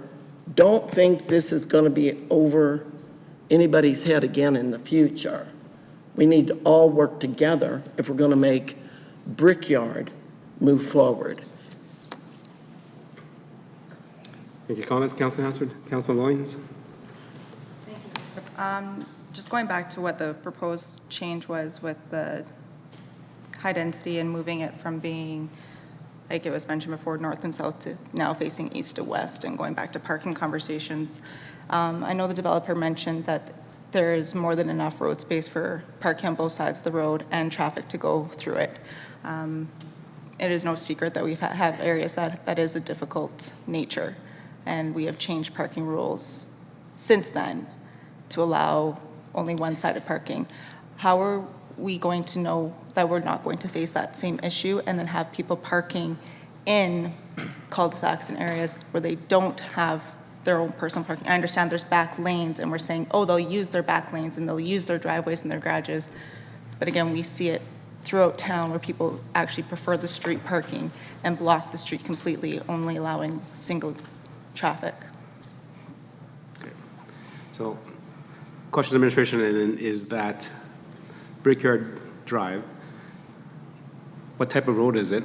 And is it wide enough to accommodate parking on both sides and still have two-way traffic? Yeah, the developer said it is, but I'm just curious. Greybrier, for example, is supposed to be that way as well. We have now changed it to one-sided parking, which has resulted in people parking in areas that now have blocked off access to their areas properly. Through your, pardon me, through your worship to Councillor Loynes, I'll just make a few comments and pass it over to the manager of planning.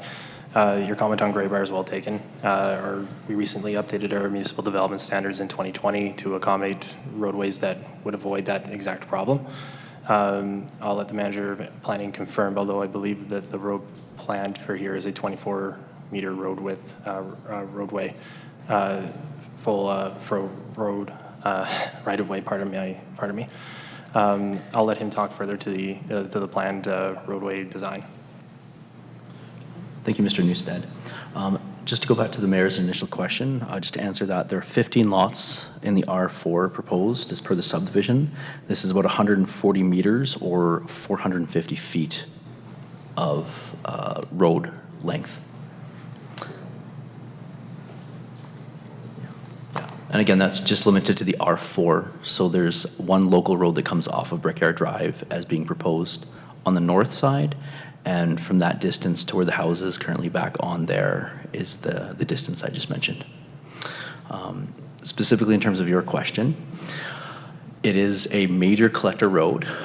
This is a 2 travel lane, 2 parking lane, 12.5 meter wide road itself, physical road area. This is actually wider than Greybrier Drive. I know I've been, I've done the measurements on both, okay. And I know that for a fact. I guess the other thing to consider is when we worked with the applicant, starting back in the fall, when we started going through this, parking concerns are something I know that are near and dear to lots of areas in Stony Plain. And one of the things that the applicant has developed in terms of their proposal is actually to do a double tandem garage for each of the proposed lots.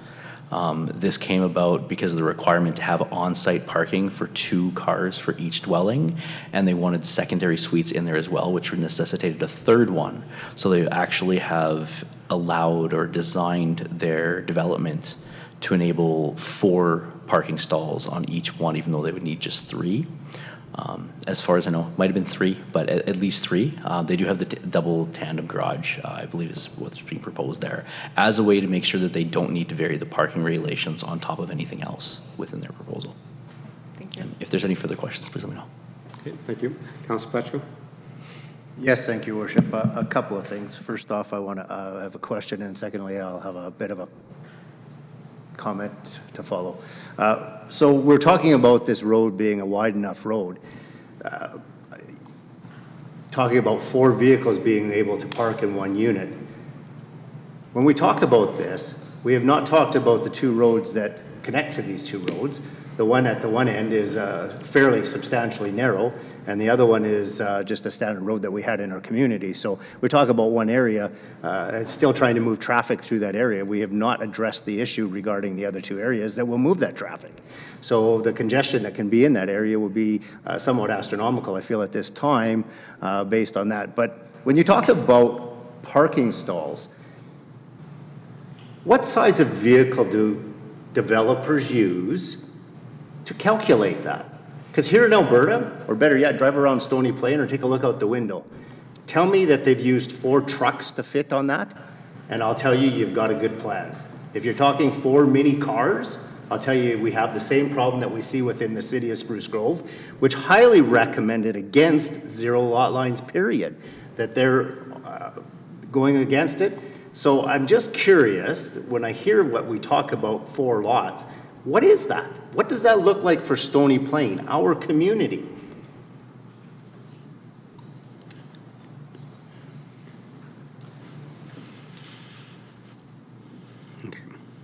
So again, it's 3 lots, Councillor Pletchko, Deputy Mayor.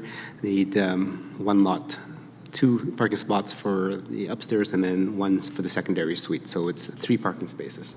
Well, they referred to 4, though. 1 in the front. Through your worship to Councillor Pletchko, I was just asking my development supervisor here to look up our parking requirements. I do not, unfortunately, know those ones offhand. Yeah, it's pressing my brain in terms of that. So we get back to you in terms of the size of our parking requirements. Was there an additional question beyond just the size of the parking requirements? Just basically what is used for the size of that.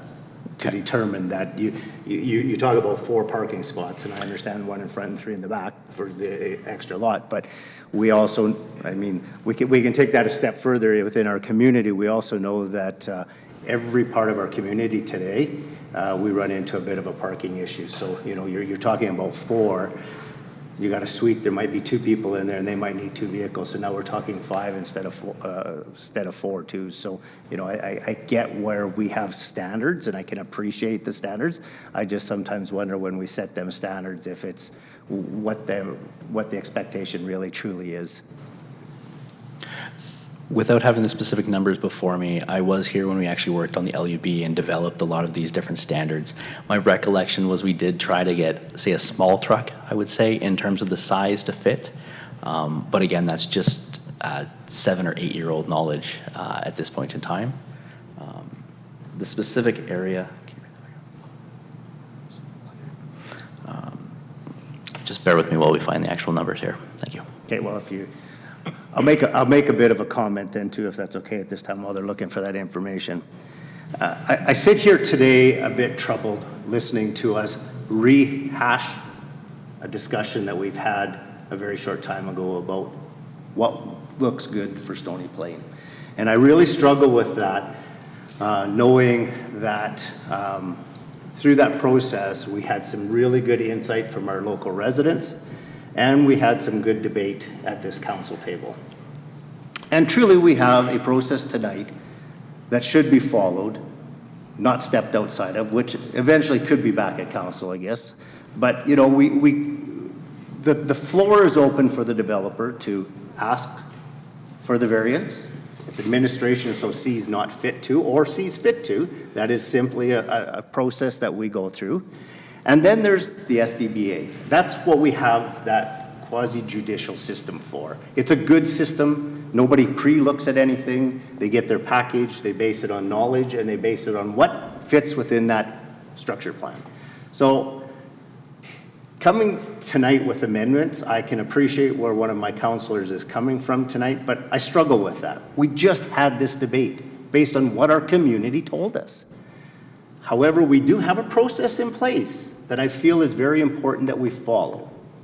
So just some general comments. I appreciate what administration has done tonight. You know, knowing coming in, it would have been nice to maybe have some of them variances put forward at the time, but they're not. What we know before us today is we have 2, a land use bylaw and an area structure plan that we're being asked to approve by administration. You know that there's some variances that the developer would like. And, you know, I can appreciate that there's a 6 to 8 week window, as the engineer said. It might take 6 to 8 weeks to change that. But we've also went through 6 to 8 weeks where the developer could have known or should have known to be able to do that. So shame on all of us for all that has happened here tonight. But I think it's a real clear process for me in my brain that we have a structured system put in place to look after what we're talking about today. And I think with that structure, it gives us at the council table good guidance for our community. It's good guidance as us sitting up here that we know administration follows those processes. And it's good for our developers to know that you just can't come to council and ask for something to be changed. So for me, I think that process tonight, unless I hear something really, really different that would change my opinion, I think we have a sound process in place that's good for all of our developers in the community. And I think that's what's important is each developer can come knowing that we have a sound process in place that administration follows And there's some variances that can go along with that. So just as a general comment, have you been able to find our vehicle size? Yes, through your worship to Councillor Pletchko. Our motor vehicle parking stall size is a minimum of 6 meters deep and 2.75 meters wide. So hopefully you can do the math on that, but those are the numbers we have in our LUB in terms of the minimum size. Again, it's not to say that developers don't go larger than that sometimes. I know sometimes builders like to go a little bit bigger and have some bump outs, but those are the minimum sizes that we require. So just a further follow-up question to that. That size, when they talk about the parking stalls, is that a pad that sits out in front of the garage and then they got the garage?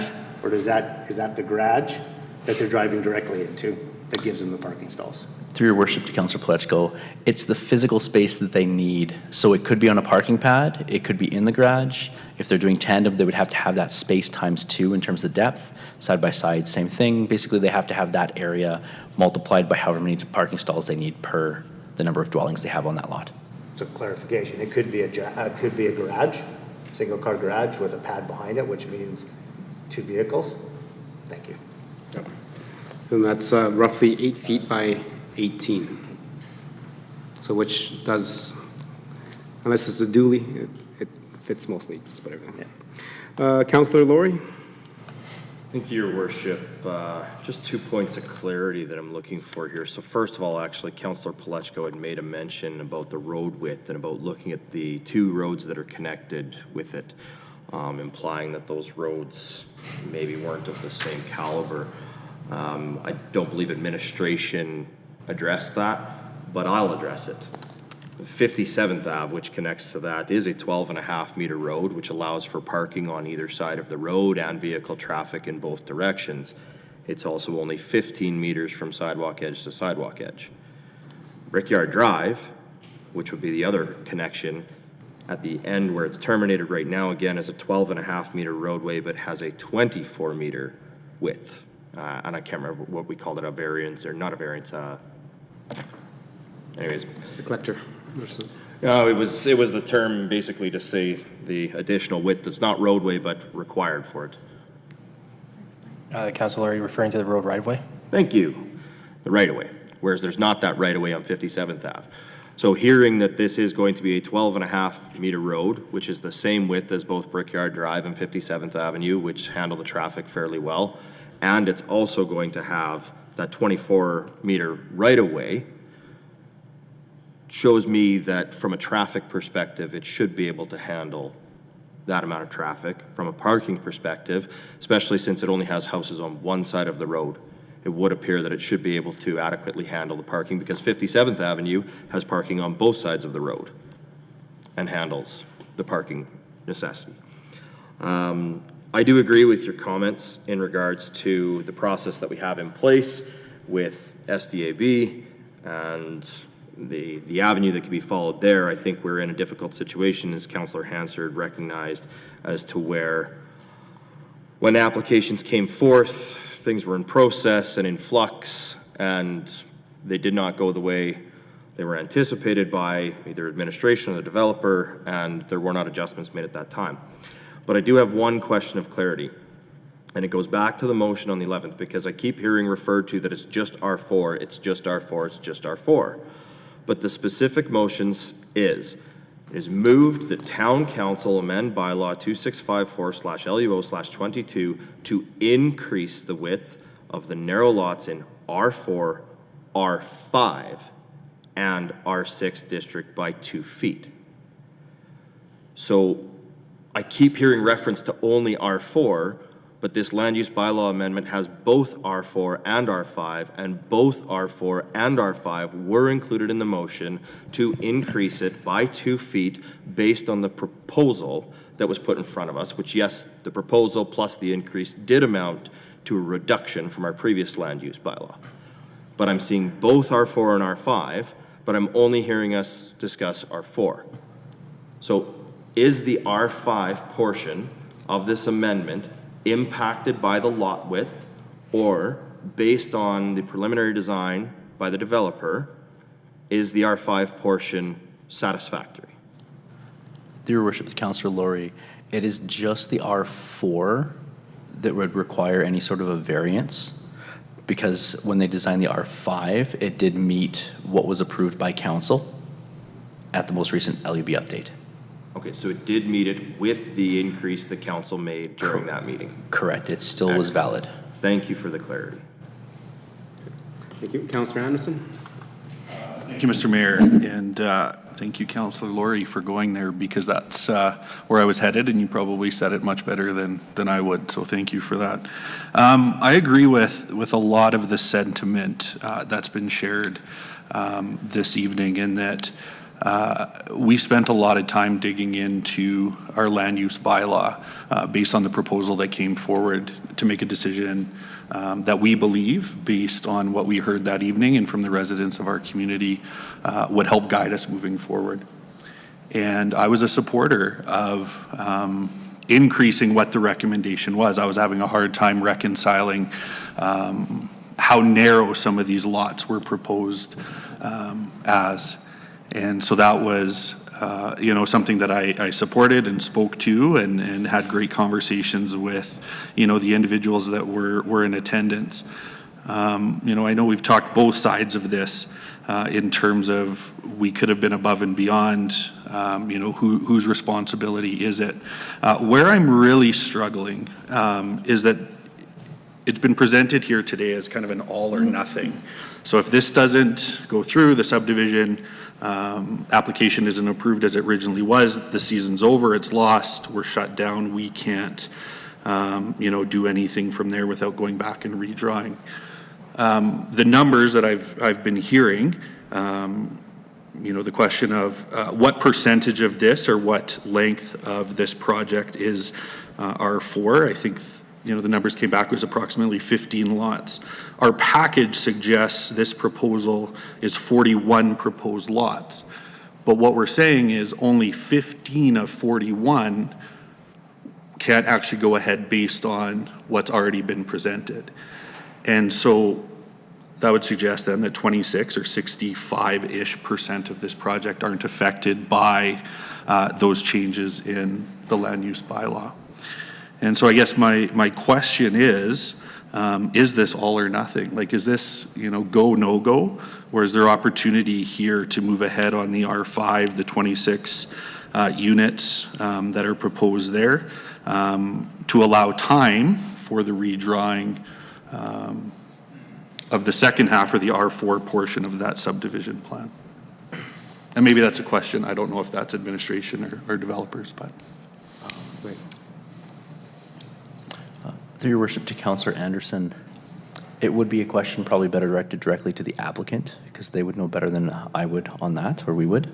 The one part I guess I could indicate again is that we are taking the subdivision approval or the subdivision application through the process right now, and as indicated earlier, it could still have an approval that would adjust the current design at a later date to adjust for that requirement change in terms of lot width for the R4. So again, there is some ability to defer or to overlap depending on how you look at it. Okay, perfect. And I do appreciate that because in my experience, I'm not a builder, I'm a school teacher, but I've watched homes go up and it's never 41 at the same time. Like, I can appreciate that there are elements, you have somebody come in, you do your utilities or, whatever that is, but, we often kind of start and we, build a few and kind of work our way down the block. And I don't know, is it appropriate, Mr. Mayor, to ask the applicant that question at this point, or is that? Councilor Ashton, I think that has no bearing on the conversation. Okay. I think the thing is this the best zoning for the land that we're talking about? Sure, yeah.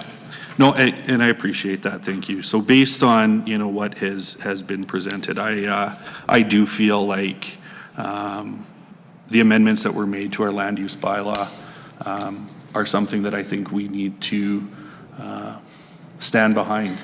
And that decision was made in good faith based on the input of our community and the residents that were in attendance. Understanding, on paper and has been shared by administration that this project is not necessarily go or no go, and that the approvals for the land use bylaw and the ASP would still allow this project to continue. I see it, as an opportunity, although not perfect, on paper at the moment, but an opportunity to, start building in that area and moving our community ahead. So. Thank you. Any other questions, comments regarding the area structure plan review? Administration, can you turn to page 93 of the agenda package?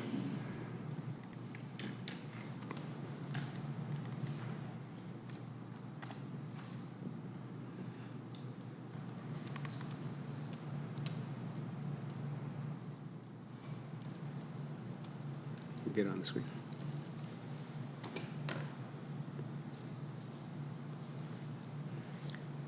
Sorry, Your Worship, did you want the page on the screen? Is that what you're asking? Yes, I can't point to it because. Okay. I'm just checking for our manager of planning or if our development supervisor can bring up page 93 of the package on the screen. Thank you.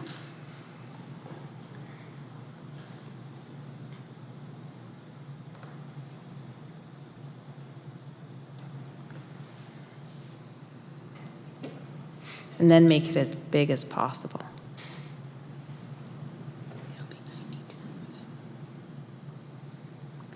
Is this the correct page, Your Worship? Next page up, 93. Might be 92. Well, I think yours is different than ours. That's why. It'll be a page up from that. So cool. Okay, that's close enough. Good enough. Excellent. So I'm looking at the old airshow plan versus the new one that's being proposed. And there is this sliver of here that is supposed to be medium, small, like single family density right there. And on the new proposed plan, it's green. So can administration provide when that was changed over, just so that we have clarity and understanding? Your Worship, could you just point one more time? My apologies. Okay, so on the old area structure plan, Correct. there's a sliver that is Low which density. is single family, wait, I see. And on the new proposed plan, this is green. So again, different coloring means a different zoning. Can administration provide when that was changed? In terms of the zoning or the area structure plan? The area structure plan. The area structure plan would change it if approved today. Right now, it is still shown as low density. Again, earlier mentioning that area structure plans are generally taken at a conceptual level. This is one where administration had allowed, given that we were especially the purchaser and user of those lands, for the school board to facilitate that. We had enabled the zoning to take place, I believe it was 2 or 3 years ago when Stony Plain Central came. We did a rezoning that council approved to rezone those to a P2 and a P1. P1 being Parks District and a P2 being Community Services. The P2 being applied for where the current Stony Plain Central is being built, and the P1 being applied north of their lot, which is all town-owned land. Okay. And thank you, and I appreciate that history lesson, because as a resident that may be just turning on to the public hearing now, they would not understand why this was yellow and this is green, and there's no application to change that. Because people do not have the same history as members of council have sat on this, like I said, 3 years ago to make those amendments and changes. Correct, if your worship. If I may add to that, that's actually something that typically happens whenever we're doing sort of a housekeeping, if you would. These are some nuances that you're pointing out that have changed since it was last updated, I believe 2014 or so. So there's something that conceptually has changed. So when we have the opportunity to do an amendment to the bylaw or re-adopt it, we try to clean these up so that they're all kosher with what is actually taking place. Okay, thank you. All right, members of council, any more questions, comments regarding the proposed bylaw changes? Your structure plan, go ahead, Councilor Laurie. Thank you, Your Worship. Administration had mentioned some potential amendments that they had prepared. I'm just wondering, obviously, we're currently in the discussion on the area structure plan. I'm just wondering whether those amendments were more applicable to this specific bylaw, or if they would have been more applicable to, or they would be more applicable, sorry, to the next bylaw, being the actual land use bylaw portion. Okay. Through your worship to Councillor Laurie, they are only applicable to the land use bylaw amendment and not applicable to the area structure plan. Excellent. Thank you, Your Worship. Then I think we've heard a lot on this. Moving forward on this Okay, thank you. Appreciate that. Okay, seeing no more hands up? Okay. So, members of council, I will support second reading of the area structure plan changes. I think it is good for community to have those adjustments that were made and introduced by the applicants and our staff. Especially the fact that Town of Stony Plain has been focusing the last 4 to 5 years on safety and public safety and street safety for residents. Having the R5 against the main arterial road, which prevents backyard drives or driveways into it, that means a lot less vehicles will be backing onto that road, so providing safety for our residents that would be using that road, especially that there's a school there at this point in time that's getting constructed, a proposed recreation facility if it gets approved by council, and then so forth and so forth with the development of this stage 5 of the Brickyard development. Overall, you can see that the increases to the medium density and the decreases to the high density kind of offset each other and maybe even provide a better overall community for that little area there. So I will support it and ask members of council to support it as well. Okay, Councillor Anderson had the motion, so I'll call the question. All in favor of second reading? Okay, that's carried. Councillor Laurie? Thank you, Your Worship. I'll move that Town Council give third reading of Bylaw 2659/DNP/22. Okay. And members of council, this is the third reading. We've had the conversation, debate, we've asked questions. Any more questions for clarity, understanding, and debate on the third reading? Councillor Anderson, go ahead. Thank you, Mr. Mayor. I just have a very quick question, not applicable to this specifically. When would be the time to have the conversation with administration about approving, as administration has suggested, approving the subdivision with some conditions of redrawing the second part? So my question is, when would that conversation occur, or when would we offer potentially that direction to administration? Go ahead, do you want to answer that question again? In terms of the conditions on the subdivision? Yeah. Typically, this is an administrative process. We've got the application, it's been received, it's been circulated. Once the circulation comments come in, we review those, start generating an administrative report, and present that to the subdivision authority. And then a decision will be made. So the conditions themselves are generally generated between the notification comments being received, the deadline for that, and when the report is submitted. So approximately, say, 3 to 4 weeks from now. Sure. No, and I appreciate that. Thank you. Context there is just, again, love the idea has been shared, safety and these sorts of things, but wanting to stick to the amendments to our bylaw, but not stalling the projects. That's where that question comes from. So thank you, Mr. Mayor, and thank you, administration. Okay, any other debate on third reading? Okay, call the question, all in favor? Okay, and that's carried. Move on to 8.2 for land use bylaw amendment. Administration, anything to add or present before I ask for a motion? Nothing at this time. Thank you. Thank you. Councilor Loynes, motion for second reading, please. Town Council gives second reading to Bylaw 2660/LUO/22 to amend Land Use Bylaw 2654/LUO/22. Okay. Members of council, any questions and comments regarding the proposed land use amendment changes? Councilor Laurie, go ahead.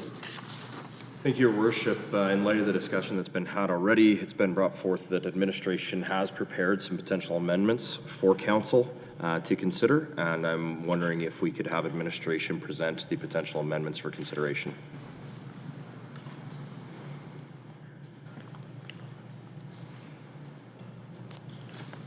Through your worship to Councillor Laurie, we've prepared the following amending motion to the land use bylaw.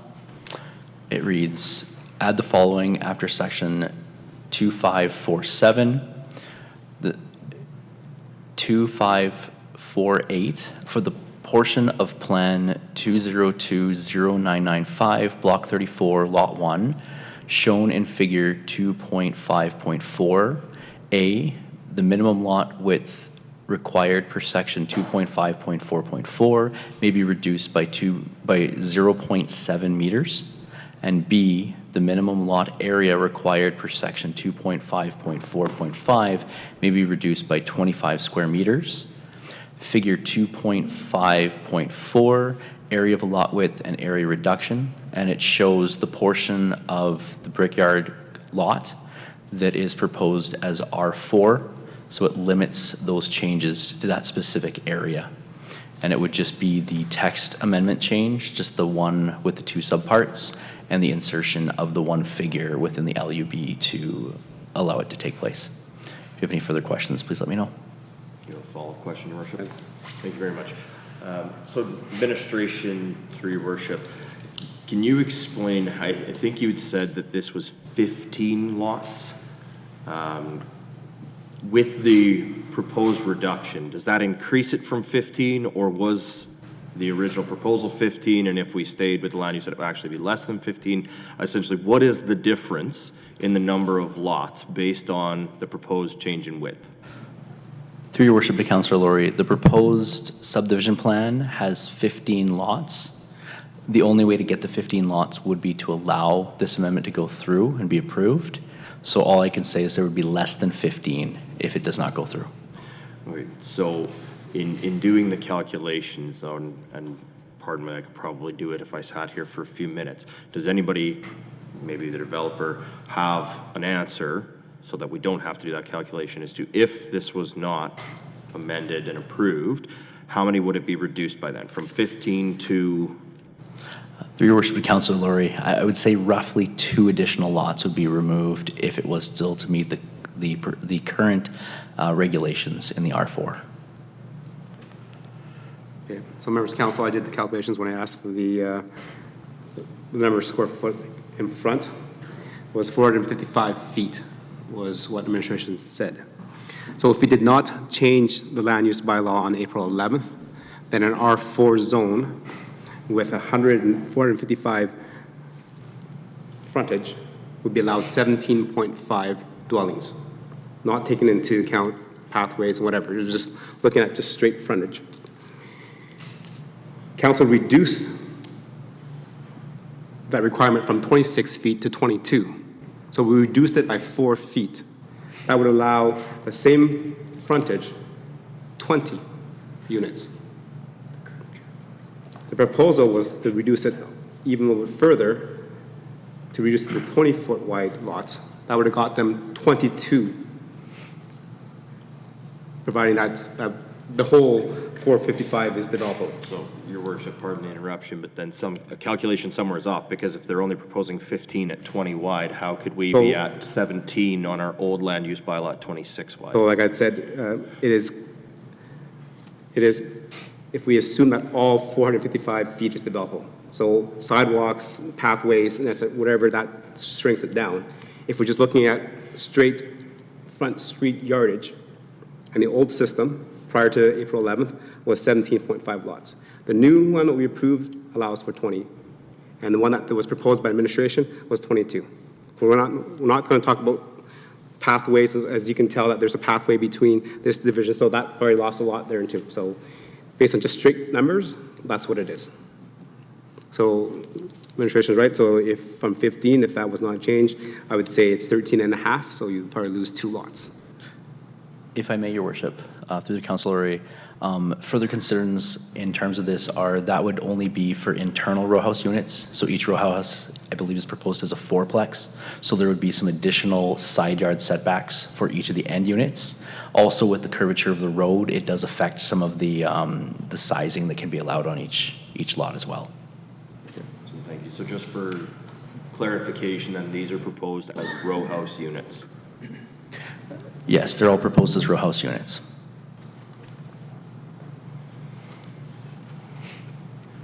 Okay. Any other questions? For clarity and understanding, before I call a motion so that we can debate it.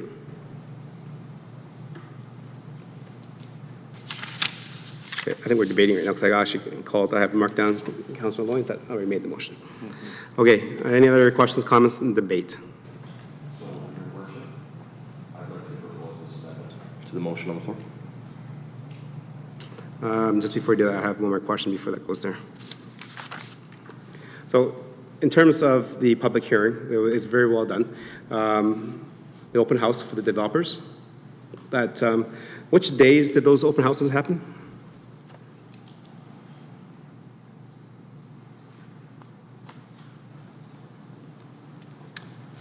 Your worship, just please bear with us while we look those up. Okay. Thank you.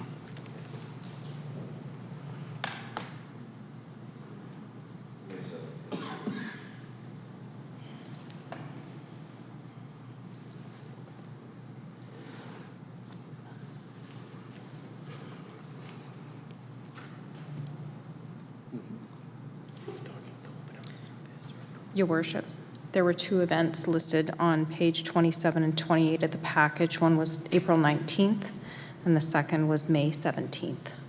Thank you very much for that clarity. Members of council, so this developer had open houses after April 11th, after council already changed the land use zoning. So these open houses, the residents that attended, online, virtually, or in person, were aware of the proposed changes, of the new land use bylaw changes, not the reduced section again. So in terms of that, it was April 11th that the land use bylaw was changed. April 19th was the first open house, which they should have been aware of the land use changes. If not, the second open house on May 17th, a full month later, the developer should be aware of those changes. Providing that those open houses were held after the public hearing where we changed the land use thing, then that means our residents already believe that it's a certain size. So thank you for that clarity. Councillor Laurie, you mentioned that you wanted to look at the amendment. I've asked for clarity on the times and dates of the land use plan that came through, all that zoning and the open houses. I think it'd be hard pressed to go back to our public that was part of these open houses, knowing what the requirements were, and then for council to change them after the open house. Councillor Laurie, any questions, comments before I move on to Councillor Loyens?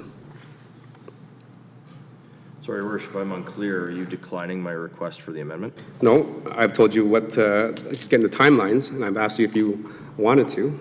That is up to you. Thank you, Your Worship. In respect to timelines, the advertisements for the open houses actually started occurring before our land use bylaw was finalized as well.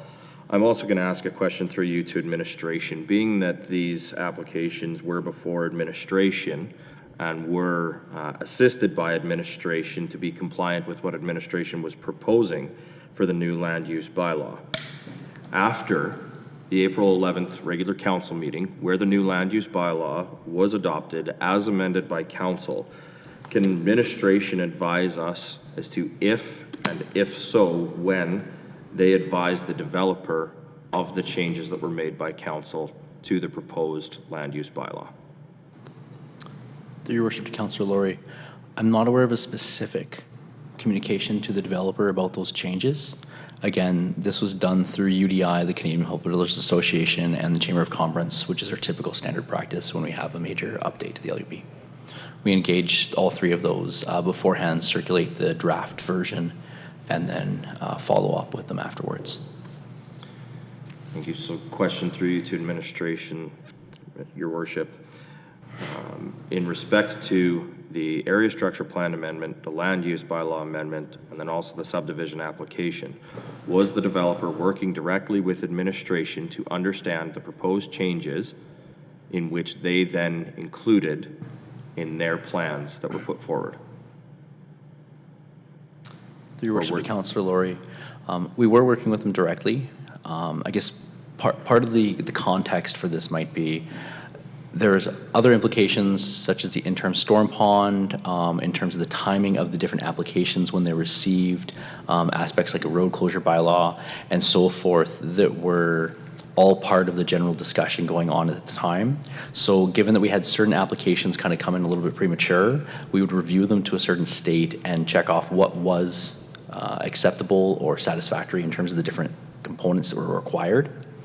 And then some of those were being held up by other applications that had to go through the system. So often when we talk about doing things concurrently, we would generally hold off accepting a subdivision application as deemed complete until at least the redistricting required had gone for first reading. So things such as that, and I'll leave it at that. Thank you. And so then just for clarity, so prior to the land use bylaw being approved on April 11th by council, administration was working directly with the developer on the various applications along the lines of what was being proposed to council. But after the April 11th council meeting where the new land use bylaw was approved, there was no direct communication to the same developer that was being worked with prior about the changes that were made by council to that land use bylaw amendment, and that they were to be informed through the UDI, Canadian Home Builders Association, et cetera, because that is who the town communicated the changes to. To the best of my understanding, that is correct. Thank you very much. So with that, Your Worship, I would like to still move forward with proposing the amendment.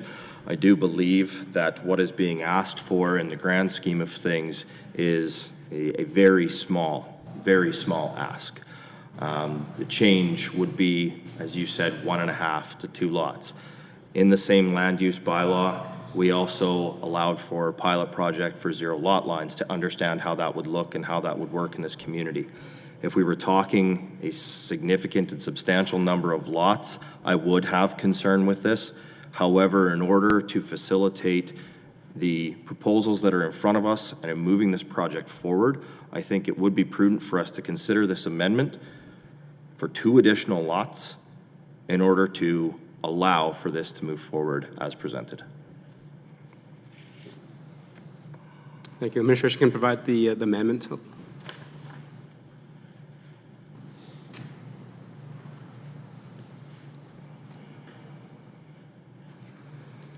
Okay, members of council, conversation, debate, questions on the amendment. A question, Your Worship? Councilor Loynes? Thank you, Your Worship. I currently do not support this amendment. Not having a crystal ball, which again would have prevented where we're sitting today, what is to prevent future developers from coming forward and asking for the same amendments for their projects when in the future? If we make one small request for one person, what's to prevent us to make that same small request for somebody else? Councilor Pletchko. Deputy Mayor, go ahead. Yes, thank you, Worship. Well, I appreciate the thought process coming from Councillor Laurie. I think this process is already at administration's level, and I think this is something that administration should really be looking at, you are put in a position to make some decisions that we have put you in. And I think by all means that, with the debate that went around this table for a long period of time, there's a clear process for all of this. And I think following that process, again, puts the same playing field for all developers. Well, I agree with Councillor Laurie that we're talking about 1.5 lots. At the end of the day, this is allowable through our administration. And if administration cannot make a decision on a regular basis based on what they are allowed to or not allowed to do, then we as council need to see every application that's coming into town. And I can tell you from a councilor's point of view, I don't want to see that. We have a clear process, guys. And I have to respect, and so do the developers need to respect, what administration's clear decision is. Again, if you choose not to because you believe that that may have been the direction of council, then there is another process, and that's the SDBA. And I know after sitting on that how decisions are made, and it is a quasi non-judicial look at what the facts are, and if it falls within the guidelines, pretty much the SDBA approves stuff or declines stuff. And I think that's a process that is clear today. If every time we get something in front of us, we have to make a decision, don't know why we need administration, quite frankly. And that's just a point to my own. today. I get what we're trying to do. We're trying to help a developer move forward, which is really important. I think development in our community, coming from the chamber side, is one of the things that I always said was important, was the development within our community, and it's been a little bit of time before we've had a lot of development, but we've had some development over the past few years. And truly, I can't sit here in good conscience and support something where I was told that it was just not going to happen. You know, I feel that that's just not a fair way to put council in any shape or form. We shouldn't be put in a position where we're being told that it either will or won't happen.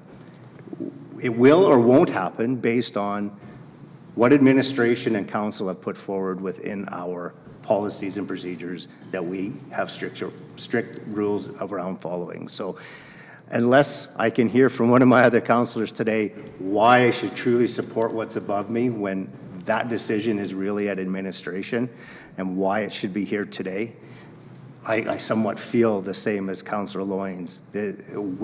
We as council are opening the door for every developer in town that doesn't like a decision that's come forward from our administration to then just come and argue the fact at council over something that we have had no predetermination on. So that's just a bit of my own feeling, and like I say, I strongly believe that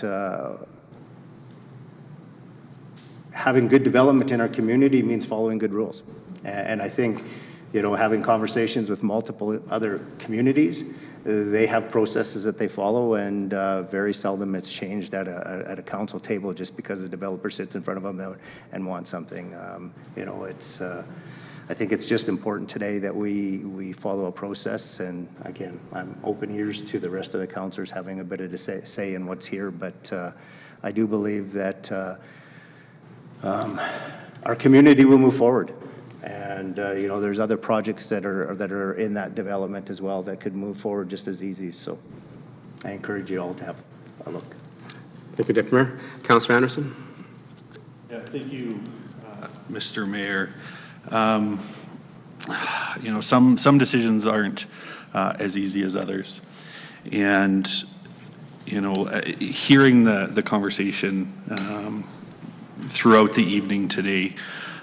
You know, I in preparation for that land use bylaw amendment, studied for probably 30 hours different communities that looked at some of these reduced lot widths and the challenges and barriers that they were faced with after approving that within their municipalities. You know, I don't see this today as being, you know, whether, you know, this is approved or not. This isn't, you know, I in my opinion anyway, don't see it as a go-no situation. Like, we don't stop this project if this isn't approved, because there are mechanisms in place, as been discussed this evening, for our developers to go through for these variances and amendments. And, you know, can appreciate administration side to say, you know, we just received direction, you know, of council on some land use bylaw amendments, and, you know, wanting to adhere to that. And I can certainly appreciate, you know, that perspective. I do agree with Councillor Palechko that I have the utmost faith in our administration to make decisions that are in the best interest of our community based on the guidance that they're given by council. You know, having said that, you know, I alluded to this a little bit earlier this evening, but I do believe that we need to stick to that land use bylaw that was fairly debated and voted on by council. This amendment is something that can be taken forward to administration in your conversation with them. It can be taken to, forgive my acronyms, I don't have my list with me, but the SDAB, is that correct? Yes. All right. You know, for further dialogue as well. And then it still doesn't stop there. You know, there's the opportunity to come back and have that conversation with council. And so there are mechanisms in place. There is a process in place. I don't think we stop a project this evening by not approving the amendment. And based on the conversation that I've heard, I would not support the amending motion that's been presented. Councillor Hanson, go ahead. Thank you, Your Worship. Through you to Councillor Anderson, unless the wisdom of council and the public and our administration persuade you otherwise, I would suggest. Because we really don't have our minds made up until the vote is called for by the mayor. And so up until that second, we have the ability to make a decision. And we've made decisions in the past.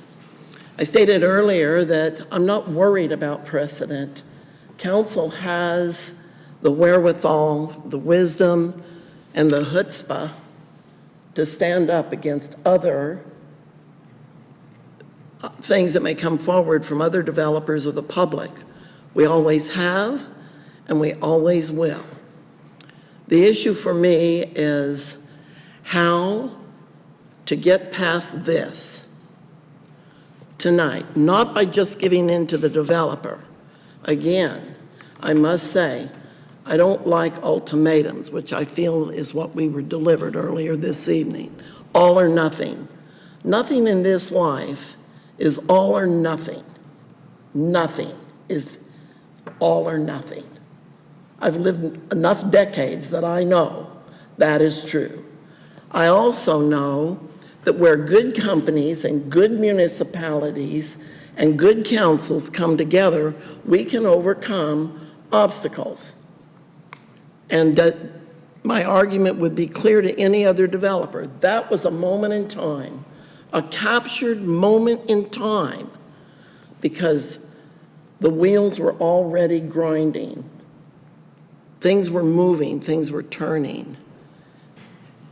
And council made a decision that has apparently caused some hiccups. Never mind, well, I won't say never mind. Considering that people didn't feel they were informed when they should have been keeping up with it themselves, maybe we could have been a little more communicative. I don't know if I clearly understand the process there, but this I know, we cannot be so in love with the mighty P in process, capitalized, that we forget the things that need to happen. I have grown weary over, 15 years watching Lakeside become brickyard, become dead, and developers and builders walk away. Now we have people at our table. We have people here to build. And by golly, that's going to happen one way or another. I'd like it to be this year, not 5 years from now or 6 years from now. The town needs the tax dollars that will come from those dwellings. The road needs to be finished down through to Fairways. Is that Fairways? I forget whatever road that is that came into the Glens. I'll get tuned into that. But you know which road I'm talking about, the one that comes from the older developments on the south to join this road. So we have another access in and out, besides people slipping through the back door up by the arena, which really isn't safe. It's really important that this move forward. So with that in mind, I am inclined to favor the amendment. By the way, administration anticipated we might want something. With that map and those amendments right above it, administration already anticipated, or put it together sitting over here, which was brilliant, that we might need an amendment in order to be able to move this past dead center. And I'm for picking up the ball and moving forward. And I am inclined to vote yes on the amendment unless the further wisdom of council, administration persuades me otherwise. Thank you for comments, Councilor Hansard. Any other questions, comments, and debates on the proposed motion amendment? Okay, administration, looking at land use bylaw 1.2.4, development permit variances. Number one, the development authority may vary regulations of this bylaw to issue a development permit even though the proposed development does not comply with one or more of the regulations in this bylaw or is non-conforming building in the proposed development. Okay, there's A and B. Number two, the development authority may grant a variance if the variance is to mainly accommodate a physical structure, like a house, blah, blah, blah. If the variance deviation is applicable to development regulations, or the variance does not comply to yard setbacks. And then number 3 is any variance granted must be expressed as part of the development permit approval process and have consideration for 1.2, 2.2 to 3. Based on what is asked on this amendment, does the original land use bylaw through the development permit variances cover this? To your worship, this would be a subdivision variance as opposed to a development permit variance. So it could be done, but again, given the fact that it's the lot widths, it would have to be a subdivision authority as opposed to the development authority variance. Okay. If that makes sense. So in terms of subdivision, what is the process for them to appeal that? The SDAB, unless a provincial agency or department decides to send it to the tribunal. Okay. Before I call the question, and I'll go to you, Councilor Laurie, but I just want to say that I'm not in support of the amendment. We know that as a council, we approved the existing current land use bylaw on April 11th with a vote of 6-1 through the feedback that we've heard and researched and talked to our community. This is the first application coming forward to that, knowing that this is the new process, the new application. There is process if administration does not have the ability to provide the variances for the developer to go through the subdivision appeal board to get the grants, the variances that they need. Right? And to the fact that they had been talking to our administrative staff prior to the approval, which is fine. Everyone's allowed to do that. And I'll give you a perfect example why I would not support this based on this example. Right now, we know we're in kind of financial turmoil right now. We do not understand what the rate's going to be today or tomorrow or next day. However, if I go into a bank and I talk to my banker about a mortgage at one point in time, but I'm not ready to yet pull the trigger yet because I wasn't happy with the previous mortgage rate. When I come to sign the paperwork, that mortgage rate is what that mortgage rate is now. I can't go back and say, you know what, I like the one we were talking about this because it was lower or different. Right? We have to deal in realities. The reality is that Town Council approved a land use bylaw with these recommendations. Right? This, I would have to say this, in terms of having this a go or no-go project, that's not on Town Council. That is on the developers. They have to do their number crunching to figure out, does those 2 extra lots or however fourplex they're making it break or make this project? If that much of a difference breaks this project, then maybe it's not a good project in the first place.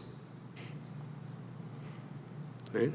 We as a council have to approve bylaws, area structure plans for the betterment of the entire community and not the betterment of one little section. Yeah. Yeah. So there is a clear process. If the developer does not believe that they can accomplish what they need to do in the R5 and in the R4 zoning, there's a process. There's an administrative process that they can go through. Right? Council is not the deliberators and the negotiators or the variance granters. Governance and setting our community forward for success is that's what we do. We approve them, and administration is supposed to carry them out and follow the process so it's fair for everyone. Okay. So I will not be supporting the proposed amendment. Councilor Laurie, you have a closing before I call. Thank you, Your Worship, and I appreciate the comments from all of my councillors. And I agree, there definitely are other processes. And the biggest reason why I've brought forward this amendment and why I felt that it was pertinent that we discuss it tonight is a matter of time. Unfortunately, when this project was being considered and being put together, it was being done when we were in the midst of significant changes to our land use bylaw. And while I agree that there were failures on the developer's part in understanding what was decided on April 11th, I heard very clearly from our administration that our administration was in close contact and working specifically with this developer on these applications prior to the land use bylaw being accepted on April 11th. But that after April 11th, our administration did not clearly and directly communicate to this developer that there had been a change to the proposed land use bylaw that impacted the applications that they had before council. Again, a failure on the developer for not catching that sooner. I believe that, yes, if you have a project forward in front that relies on things that are not in place, it is prudent that the date that that is being decided, you understand what has and has not happened. I'm not happy that we're in this position at all. But when I think about this, I start thinking about this variance, because every variance request is different. And every variance request has a certain set of conditions around it as to why it is being requested and why it is not. This is being requested because plans were drawn, things were moved forward on a belief, and an error in communication occurred that did not allow an adaptation to take place. Do I feel that this is a non-starter? No. This amendment can be denied, and the developer, I'm sure, will go back to the drawing board and will do what they need to do, and will move the project forward, and it will be what it will be. Will that be in the same timeline? Probably not. Will the developer move it forward? I'd like to hope, but maybe they won't. We don't know that for sure. We can't say one way or another.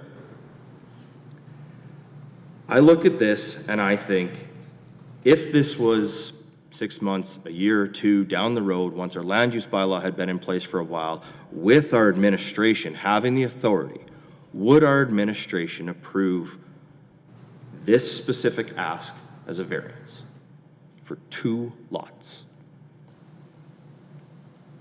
I agree. What we changed in our land use bylaw has not been tried and tested. It has not been proven. But I also look at this as saying this is a variance that we can keep our eye on. This is something that we can watch in a very small subsection to determine how that is suitable in our community. Our administrative recommendation based on reviews of other communities was smaller. And yes, we decided based on community feel and based on what we desired in our community to increase the administrative recommendation. What I'm asking council is to consider this very small parcel based on the circumstances that are presented with this specific individual project, to move this forward in order to continue moving this subdivision forward, in order to continue moving this project forward, in order to continue moving development forward and not stalling it. While I can't predict the future, SDAB is a quasi-judicial board that consists of residents who will consider all of the factors. And I put my hat on and I start thinking, if this is presented to SDAB, would it pass?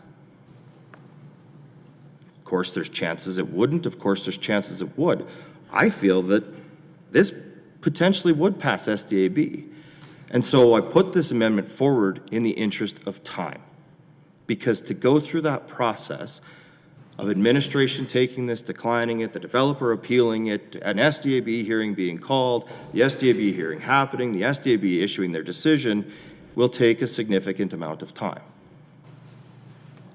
And if council feels that the decision of the SDAB may be to allow this, I am asking council to allow this today. In the interest of time, in the interest of working with our development community, and in interest of building our community forward. Each individual variance has its own considerations. This is not precedence setting. Variances are common. We get them for parking. We get them for setbacks. We get them for building heights. And council does not see 99% of them because we have delegated authority.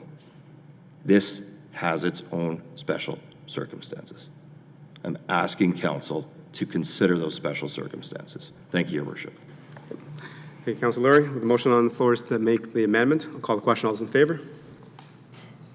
Opposed? That's defeated. Back to the original motion, please.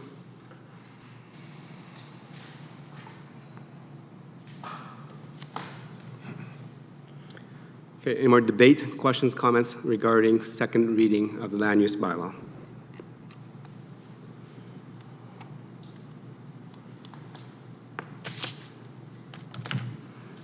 I'll ask administration to turn to page 71. Members of council.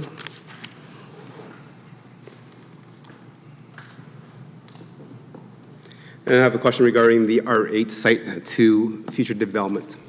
I understand that in the area structure plan, we approved that as the R8 site, so high density site. And in the previous land use bylaw, this has already been zoned R8. My question to administration is, would it not be more prudent, since it's already going to be R8, to leave it R8? So that is actually showcases of what it's supposed to be in the future. I ask that question because in many areas of our community, when redevelopment happens, we don't know how long this process will take. It might be 5 years to build it to stage 2, it might be 10 years to stage 2. When this amendment comes forward to change that FD to an R8, we've all heard stories amongst council that our realtor told us that this lot behind us was going to be vacant forever.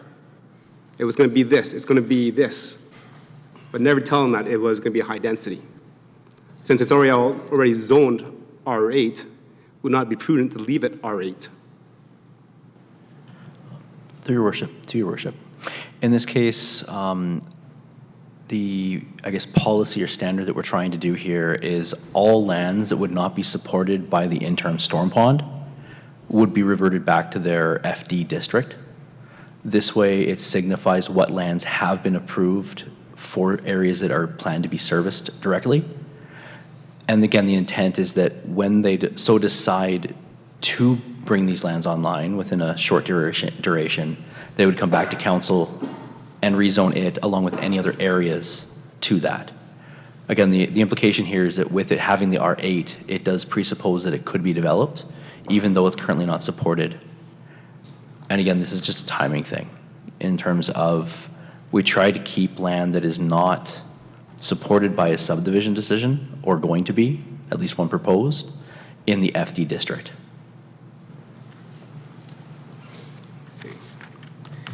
But looking at their phasing, it does not show the phasing as phase 1 of the stage 5. So even though if it's shown as R8, there will still have to be internal roadways, connections before that gets developed. So are you saying that there's not enough internal controls to prevent somebody from developing an R8 site on something that's zone R8? It's not to say that there aren't controls that would prevent it. It's just, it provides additional clarity on the zoning map for which areas are supported or not supported through planned infrastructure, specifically the stormwater pond in this case. We've taken similar approaches in neighborhoods such as South Creek, Edgeland, West Terra, where we only zone the areas that are directly the next phase, and that we've reverted back to the FD in cases of substantive changes or major changes like this to what's being planned for the next stage. Okay. Okay. So then as an administration, how does administration deal with residents that come back and say the facts that, you know what, this is supposed to be an open field forever and ever because that's what my realtors told me? We generally refer to them to the area structure plan that does show what council has blessed the high-level conceptual zoning. And then, again, it's actually a tool that we use to kind of give a timing, if you would, of when the land may be developed, because, again, it has to go back to council for the zoning after the area structure plan.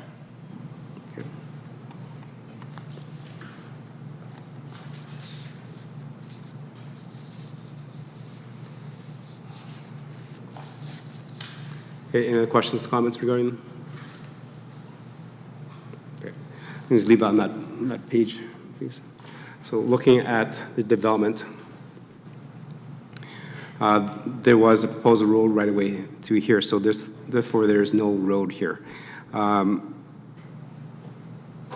Why did we leave this little kind of nook there that's not zoned R5? Through your worship, typically what we do is when we have like a collector road being proposed, we will show each of the local roads off of that. In this case, that they're only having 2 local roads instead of a third one, we're showing it being removed, but it still exists right now.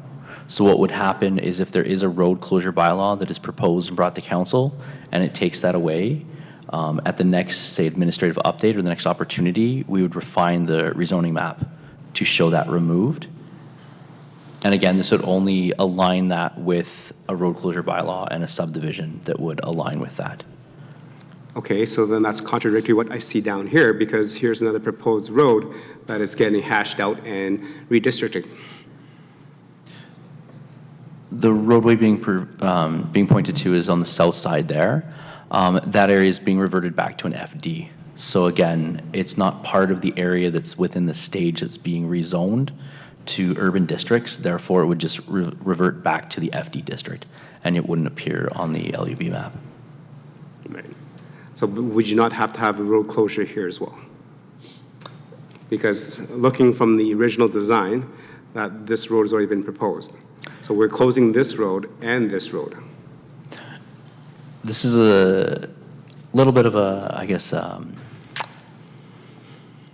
symbology, I would say, on the LUB map. So typically what we do to show where future, especially local roads are going to be, is we do show them as white. If you look on the map, you'll see a little break next to Brickyard Drive in the 2 proposed local roads. There's a little line that kind of bisects them. That there's indicating that Brickyard Drive has been dedicated already and exists as road right-of-way, but any of the areas that are not to again, the local roads here,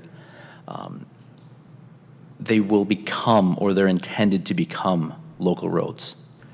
It's a different way of showing it. Some land use bylaws will just show no proposed roads, and then it's very difficult to read where the actual future roads are going to be when the zoning map is done. The approach that we've taken for at least the last 10 years that I've been here is to indicate where those proposed roads are, to show an indication of where, the lot lines are going to be, where the sites are going to be developed, and where those roads are going to be. But it can cause some confusion or misunderstanding in terms of what's being presented. So then my question then, if this is still going to be here, then typically, from what I've just heard, that to show this, so this road will still be active until town council closes it. Correct. Just Okay. the little tiny wedge there. Okay. And if I could ask, could you move it down 1 page, please, just for a sec here? Just to better highlight this. So if you notice there, the area that has the bold black line along the road right-of-way indicates where the road right-of-way has been dedicated. In the areas that it has not been, there's no black there. That shows the difference between an area that has been subdivided and the road right-of-way dedicated, as opposed to an area that's proposed for a road right-of-way. So otherwise, if those roads were not shown around the yellow, orange, and brown, it'd be somewhat difficult to say exactly where those roads would be in the future. So we just show that as a symbology to indicate where the proposed roads are at the zoning level. Okay. So if we go back to here, this is the proposed road that we're going to close because you have already designated. So that would have to come to council, correct? In terms of closing the little road stub there, yes, that is correct. So as the developer decides to start figuring this out and planning for development here as R5, if this road closure comes to council and council does not approve that road closure, now we have the same problem that we had here. This earlier, where a developer is assuming something that it's going to get closed, but if council has the right to say no, then where do we go from there?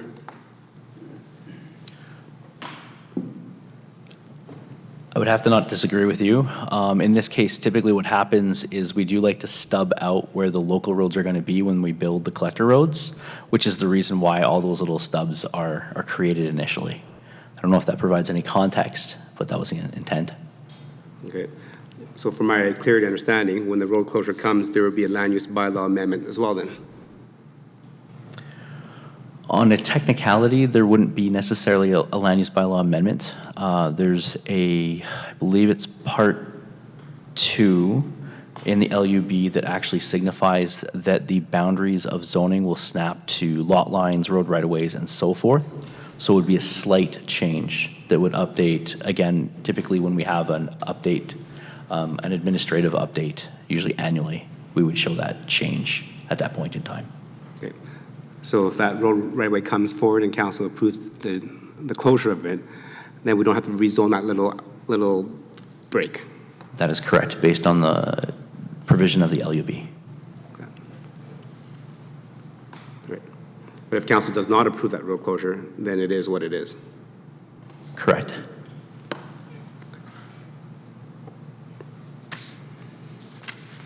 Okay, thank you. Council, any more questions on first reading? Debate? Councilor Hansard? I just need clarification, please. I'm looking at the map on page 72. I need clarification on what that dark brown area is that says high-density residential district. What can that be? Does it have to be a 4-story or more building sitting right up there with a tiny green space backing on to some of those homes just north that are $650,000 to $700,000? Just curious. Okay. Councilor Hansard, I'll ask you to turn to page 93. Sorry? Page 93. You're going to refer me to a different map? Yes. Because something's changed, I'll bet. That, what you just referred to on page 93, is what was currently approved, is the old area structure plan. All right. The new one is on the right, on page 93. I just need to clarify. The legend is not readily available on those maps to tell me what the cameo color is. Yeah, I know, it's a little bit smaller, Councilor Hansard, and I know I have to zoom mine out to about 250 just to see it as well. Yes, but the color, there's nothing to tell me. Oh, what so that, it is actually very, very, scroll down if you, so it's all down there. So it is like you would have to increase the, okay. All right. So it could be apartments. R8 is 25-meter height is the allowable distance. It can be anything underneath that as well. So it is, it doesn't matter if it's apartments, whatever it is, but the maximum height is 25 meters in an R8. And that's why I asked the question, because it's already currently zoned R8. If we go back to future development, and then when we want to change it, rezone it back to R8, we'll definitely have neighbors in that area come back and argue the fact that it should not be R8. Well, they won't like looking out their backyard into an apartment building, I guarantee you that. 100%, Councillor Hansard, but it's already been approved, and that's why I asked the question if we can leave it approved so we don't have to deal with it.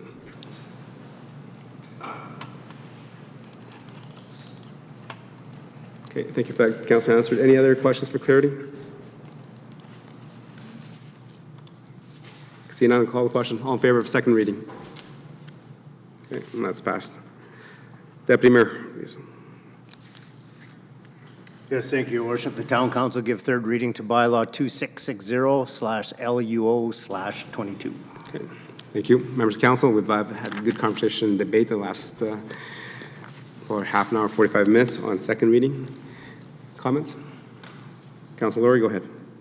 Thank you, Your Worship. Again, more so just clarity with the proposed amendment that was defeated. Looking to administration again for the process and the developer. So my understanding is the developer can still apply for the variance. Administration would then take consideration, would issue a decision on that. If the developer did not agree with that decision, they could then file an appeal, which would go to the STAB. Is that correct?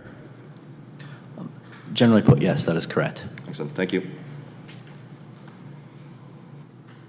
Okay, thank you. Any other questions, comments? Okay, see none, call the question. All in favor of third reading? Okay, and that is carried. Thank you. Let's recess and we'll come back in a few minutes. Thank you.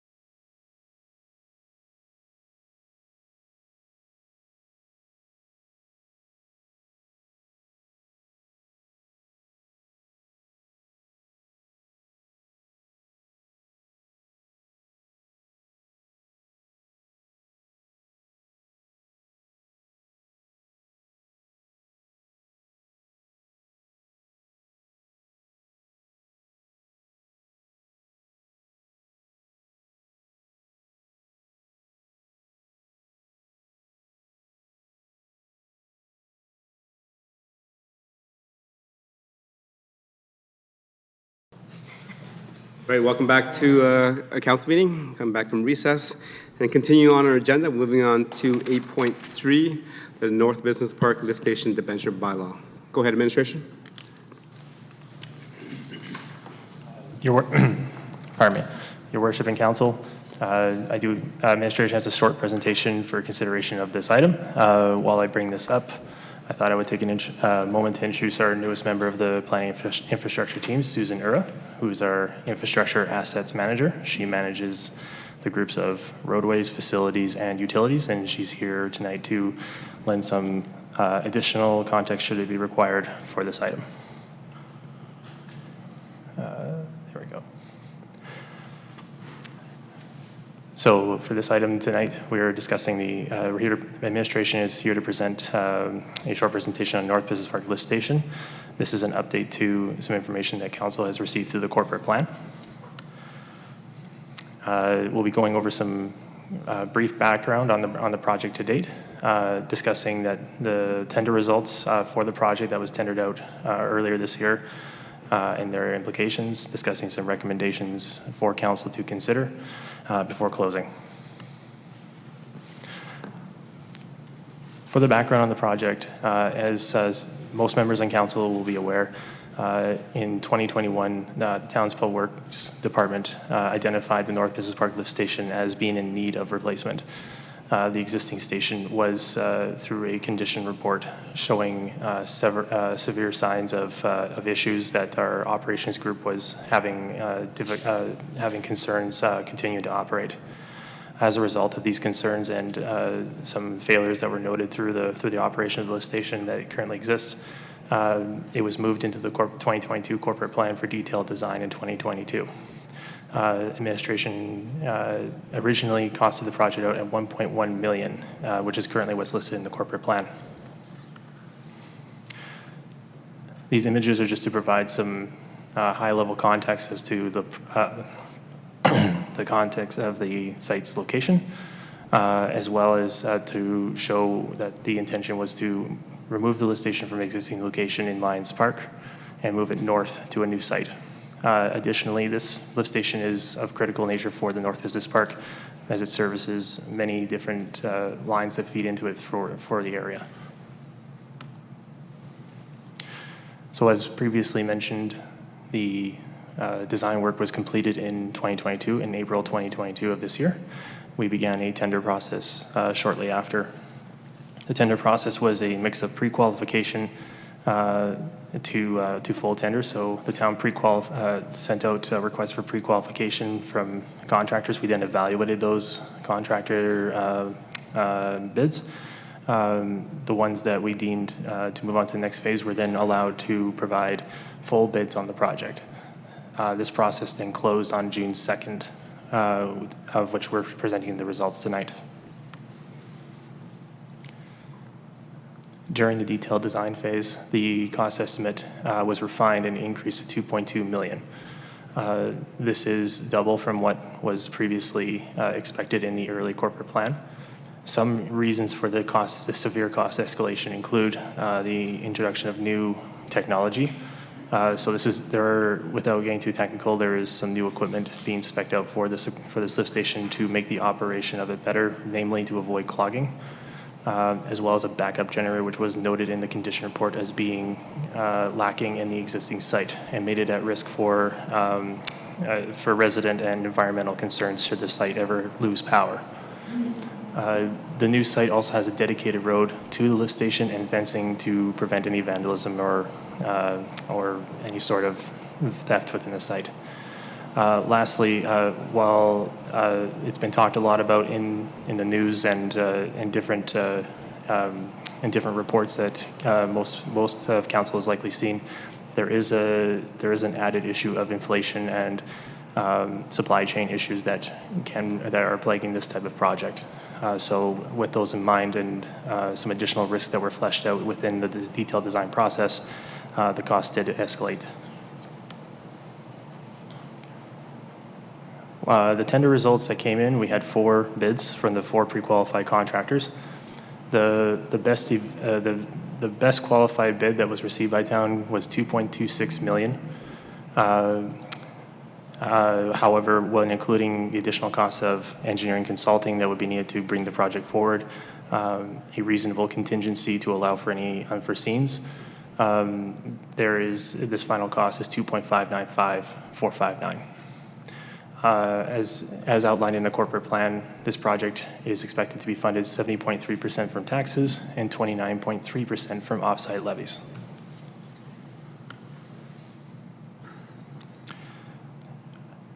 In order to proceed, administration has brought forward 3 options for council to consider. Option 1, which is the recommended option from administration, is to proceed with the current costs of the new lift station, and that would allow us to move forward with the borrowing bylaw to get this project done in 2022. Option 2, which is to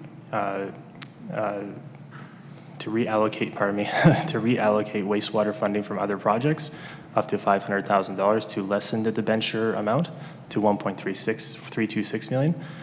This is not recommended as it would have impacts to other programs within the town. And third is to cancel the tender entirely and restart the process in 2023. This option is not recommended for reasons that if we were to restart the process in 2023, there's no guarantee that we would get better pricing given current circumstances. This would also mean that the town operations staff would be carrying forward the risks with the current lift station through the winter, well, from now until next year, likely until around the same time next year. We would also, this has been a substantial process that we have asked contractors to go through and to provide their best prices. And this could impact the desire of those contractors to rebid on this project in the future. While I can't be sure of that, this is the contracting business would certainly look at the means of that as well.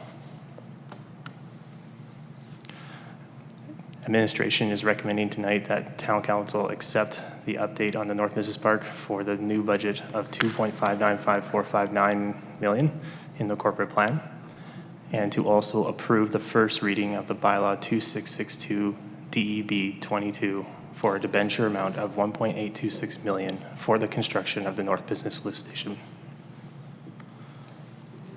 I'll happily take any questions now. Thank you for the presentation. Members of council, any questions for clarity and understanding on the presentation? Councilor Hansard. Your worship, through you to the General Manager of Planning and Infrastructure. In the 2021 Public Works Department reporting major failures along North Business Park Lift Station, did any of that cost the town extra money beyond cleanup or repairs? Or, in other words, were we, I don't want to say were we liable, but did we end up having to pick up the tab on things? There were operational costs that were absorbed into our normal operational budgets. I can't be I don't have the exact number handy. You have a ballpark number?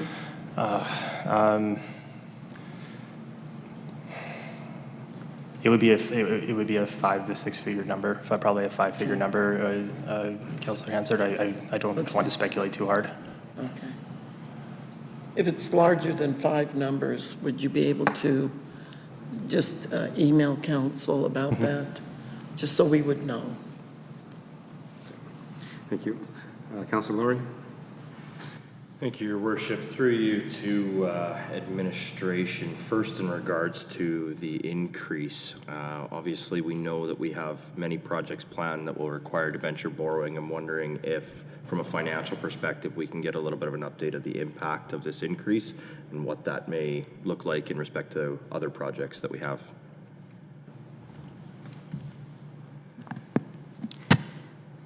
Thank you. Through your worship to Councillor Laurie and all of council. So the interest rates have been increasing. In regards to the impact of this increased debenture, there will be a very slight, so for example, in our corporate plan, we had budgeted $1.1 million in debenture. At that time, our offsite levy model was not approved, and so we had budgeted the full amount of the 1.1, so that means our impact is a little less. So changing it to the $1.8 million debenture, it would increase about 3 cents per cubic meter for wastewater on the rate. However, the rate model, based on how the rate model is. So the rate model does work on an equity basis, which means that when the asset is put into use and when the principal is paid off, then it goes into the model and we get our payback on it. So in respect to that, there really is little impact to the rate, just the 3 cents, which would be 0.9% per cubic meter. Thank you. And then a follow-up on that, Your Worship. In respect to the increase in the debenture, we obviously have a self-imposed debenture limit and we have a provincial imposed debenture limit. So, looking at an increase of, I think it's about $700,000, will that have any level of impact on other projects that we're looking at? Will that bring us closer? Well, I know it will bring us closer to the 80%, but I guess how much closer to the 80% self-imposed cap on our debenture borrowing limit will that now bring us to in our projections? Thank you, through your worship, to Councillor Laurie and all of council. So the calculations on that is really rounding, to be honest, at this level. So for example, at the $1.8 million debenture, we would be at 50% of our external debt limit utilization and 63% of our internal. If we were to use a different option as presented, and I bump that down by 500,000, bump down the debenture, the external is still at 50% and the internal is at 62%, so only a 1%, so very nominal. Excellent, thank you. And then one more question, Your Worship, through you to administration. Go ahead. Through administration, you had mentioned using reserve dollars that are currently in our capital reserves. Looking at our past corporate plan from this last fall, we're showing, I believe it's projected ending balance for 2021 was 26, so on. So projected ending balance for 2022 was $561,261, with a projecting ending balance of 2023, $1.1 million, and projecting ending balance of 2024 of $1.3 million. So when you spoke of option 2 and the inclusion of the $500,000 from reserves, it appears to me that our reserves are on trend to increase relatively significantly and at what I would call, or what I would believe to be, a healthy level. So can you provide a little bit more context around the decision not to utilize reserve dollars versus debenture dollars? Absolutely. Thank you, through you, Your Worship, to Councillor Laurie and all of council. So what's not reflected in the corporate plan are the final audited financial statements, which have the actual reserve balances. So as we presented in April, we did have some water loss that impacted our transfer to reserve, and so we did not have the levels of transfer to reserve as projected. As a result, we would have to defer some of the projects in 2022 if we were to use $500,000 draw from the reserve, which is why it's not a recommended option at this time. Excellent. Thank you very much for that clarity. Appreciate it. Okay. Any other questions for clear understanding by members of council? Okay. See none. Councillor Meyer for the motion, please. Yes, thank you. We'll just wait for it to hop on up there. Thank you. The Town Council, 1, approve a revised budget of $2,595,459 for the North Business Park Lift Station with funding as presented, and 2, approve first reading of Bylaw 2662, debenture/22, a bylaw to authorize debenture borrowing in the amount of $1,826,000 for the construction of the North Business Park Lift Station. Thank you, Councillor Meyer. Members of council, questions, comments, and debate on the motion? Councillor Hanser, go ahead.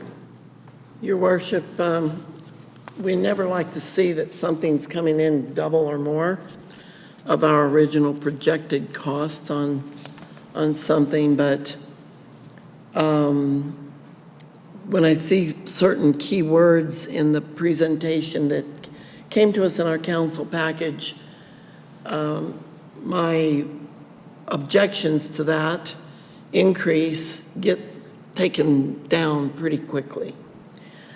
When I'm reading things about major reported failures in the North Business Park lift station in 2021, as reported by Town Public Works, and that the existing station was identified as being in poor condition and undersized, I would imagine, with the amount of development that's gone on over there, and a history of backups, and that makes me shudder, thinking about the businesses damaged and nuisanced by such things, and of course the ongoing maintenance. And then when we see the cost, I'm going, okay, what liabilities hit us right in the face if we don't do this? And generally speaking, when things are delayed beyond what we know is practical or reasonable or wise, the cost always goes up.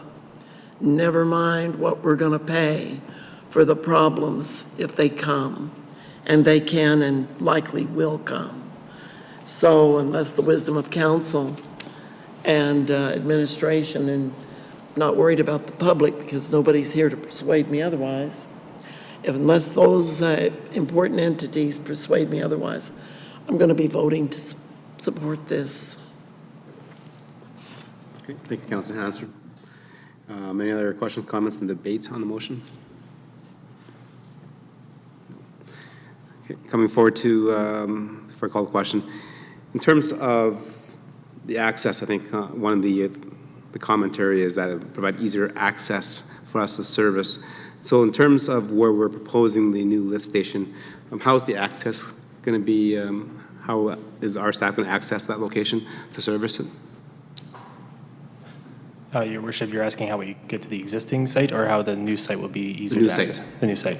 So the new site will have a direct access off of Golf Course Road, north, and as shown in the map. So the staff will be able to come straight in and not have to cross through the Lions Park. Okay. And in terms of an access, so my question then is it going to be a paved road, gravel road? Through Your Worship, it will be a gravel road. Okay, any other questions, comments? See none, I'll call the question. All those in favor? That's carried. Okay.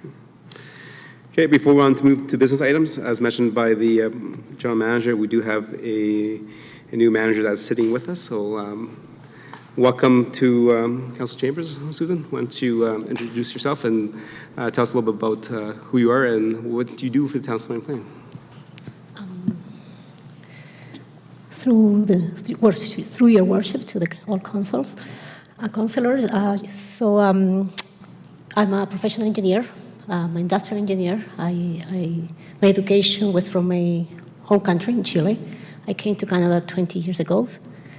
Pursue further studies, and my experience has been in operation and in major projects. My interest in taking this position is the great combination of the opportunity to be involved on implementation of projects like this, as well as the day-to-day operations of the town. Okay. Well, welcome. Appreciate comments and hope forward to seeing you and some more projects coming forward to council. Looking forward also to be here again. Thank you. Thank you. Moving on to number 9 of our agenda, business items, external auditor's appointment. Go ahead, administration. Thank you and good evening, Your Worship and Council. Council is responsible for appointing the external auditor to perform an independent review and audit annually for the town. This is required by the Municipal Government Act, as well as in compliance with Council Policy CFS 028, Accounting and Financial Reporting. Metrics Group was awarded the contract after RFP in 2019. The contract allows for an extension for an additional 3 years. Administration recommends taking advantage of the additional 3-year extension, which would cover audit services for the years ended December 31st, 2022, 23, and 2024. Thank you. Members of council, any questions for clarity and understanding on the presentation? Councilor Anderson, go ahead. Thank you, Mr. Mayor. Just very quickly, in your commentary, you mentioned that it's extended for 3 years based on their performance and the fee structure for 2019 to 2021. Is there a change or adjustment to that fee structure moving forward for the next 3 years? Thank you, Your Worship. Through you to Councillor Anderson and all of council, I do not have those dollars in front of me. Thank you. Okay. Any other questions, comments? Just a question then, so based on the past performance over the last, I don't know how many years, and this is, when did we go out for tender last time? Your Worship, we went for RFP in 2019. 2019, so this is just an extension. Okay. Okay, thank you. Questions? Councillor Hansford, for the motion, please. Your Worship, I move that Town Council extend the term for Metrics Group as external auditor for 3 additional years, ending December 31 of 2022, 2023, and 2024. Thank you, Councillor Hansford. Members of council, questions, comments, and debate on the motion? Okay, see none. I'll support the motion. I think the auditors have done a good job, but I do like the fact that it is stated that in 2025, we'll make sure that we go for an RFP again. I think that's good for our organization to just go again, check to see who's out there and what different kind of advances that have taken over in terms of the accounting. Because sometimes when somebody's been an auditor for too long, they get too comfortable with a few things. It's nice to have some fresh eyes on the process. I'll call the question. All in favor? Okay, that's carried. On to 9.2, and that's the 2020 Housing Strategy Update. Go ahead, administration.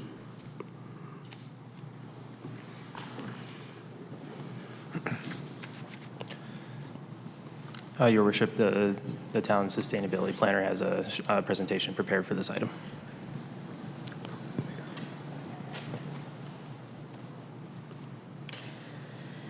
Good evening, Mayor and Council. I'm presenting the 2022 Housing Strategy Update.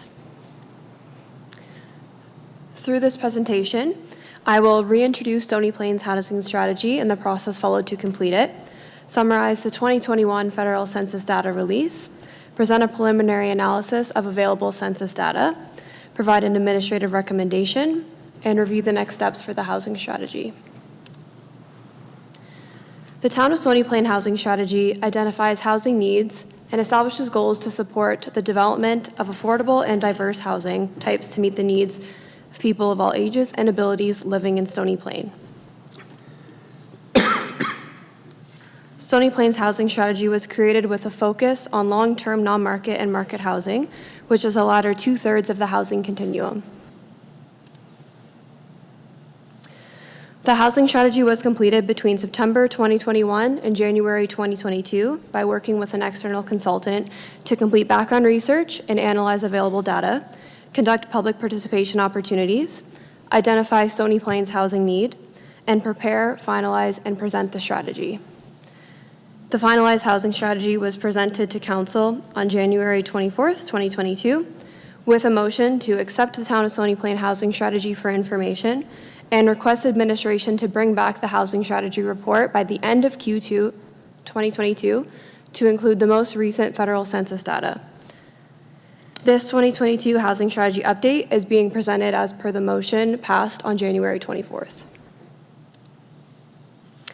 Before jumping into the data analysis, it's important to understand that census data is relevant to the development of housing policy because it provides key information on the demographic and economic makeup of communities, helps us understand components that influence housing, such as existing housing stock and household composition, amongst others, and can be used to accurately identify service gaps and housing need. The most recent federal census was completed over the course of 2021. Since the housing strategy was completed and accepted by Council in January, Statistics Canada has started disseminating the 2021 federal census data through 7 major dataset releases over a 10-month period. Of these 7 major releases, 2 have been completed to date. The 2 available datasets include information on population, age characteristics, households, and dwelling types, which are the focus of the data analysis I will present on the following slides. For data source consistency, this analysis was completed by comparing changes from the previous federal census data that was collected in 2016. The 2021 federal census data shows that Stony Plain's population has grown by 804 people, or 4.7%, since 2016. The average age of residents has increased slightly from 39.4 to 41.5 years, and the percentage of males has decreased slightly as there was a slight increase in the percentage of females. This slide shows a population pyramid comparing Stony Plain's age characteristics from 2016 to 2021. The largest population group includes those aged from 10 to 14 years, closely followed by the 35 to 39 and 60 to 64 age groups. Compared to 2016, the data shows the most significant shifts from the 0 to 9 to 10 to 14 age group, as well as from the 50 to 59 to 60 years and above. In 2021, 20.3% of all residents were aged 65 or older, which is an increase from previous years, suggesting a trend towards an aging population. This slide shows the number of occupied dwellings in Stony Plain by structural type. From 2016 to 2021, the data shows increases in all occupied dwelling types except for other attached houses, which had no change, and single detached houses, which showed a slight decrease. Despite the federal census data showing a slight decrease in single detached houses, administration believes this to be incorrect based on municipal development statistics. As a result, administration has initiated a review process with Statistics Canada to confirm the data error. Overall, the most significant changes to occupied dwellings include increases in apartments in a building with more than 5 stories, as well as movable dwellings. This slide shows the composition of occupied dwellings by structural type as a percentage of all dwellings in Stony Plain. Generally, the percentage of single detached dwellings is decreasing as the variety of other housing forms increase. Once again, the most notable changes including apartments in a building with 5 or more stories, which is shown in gray, and movable dwellings, which is shown in the light purple. Regarding household size, the overall number of private households in Stony Plain has increased by 490, or 7.4% from 2016 to 2021. The data shows an increase in 1, 2, and 3-person households, with the average household size decreasing from 2.5 to 2.4 people. 2-person households accounted for the highest percentage of households in 2021. Despite the preliminary analysis completed on the first 2 federal census datasets, the remaining 5 datasets include information on income, Indigenous Canadians, Canada's housing portrait, and mobility and migration, which are all necessary to fully understand how our community's housing needs have changed. Without knowing the current housing data that the strategy is intended to address, it is premature to complete a housing strategy update using the partial data that has been released to date. Therefore, administration is recommending that Town Council accepts the 2022 housing strategy update for information. In preparation for the next steps of the housing strategy, which include Council accepting tonight's update, administration preparing to recommend a housing strategy update through the 2023 corporate plan once the complete 2021 federal census data has been released, and administration continuing to implement and monitor the strategy and prepare for future updates as required. Thank you. This concludes administration's presentation. Okay. Thank you for the presentation. Members of council, any questions for clarity and understanding on the presentation? Okay. Any questions, administration? Since we're still missing those 4 data sets, any idea when they'll get released so that we can incorporate them into the new housing plan? Through your worship to all of council, the data releases are scheduled to conclude in November of 2022. So we would hope to start preparing the update for early in 2023, pending the corporate planning process. Okay. So, and then in terms of the next steps, it will be included in the corporate planning process. If council removes it, then where does that put it? Does it just not happen?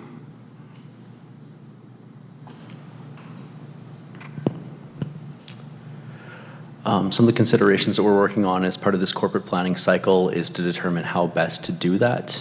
How that would be portrayed in the corporate plan is still to be decided at this time. So, council may not directly approve it. It may happen administratively through our operating budgets. That's still being worked on right now, depending on how much work needs to be taking place at that. Thank you. Any other questions for clarity and understanding? Councilor Lowry? Thank you, Your Worship, and maybe not necessarily a question for clarity understanding, maybe just more of an observation. So the chart on page 197 that shows our age characteristics shows a pretty significant drop from 20 to 34 years old in both male and female, which also potentially correlates with the drop that we're seeing in 0 to 4 years old.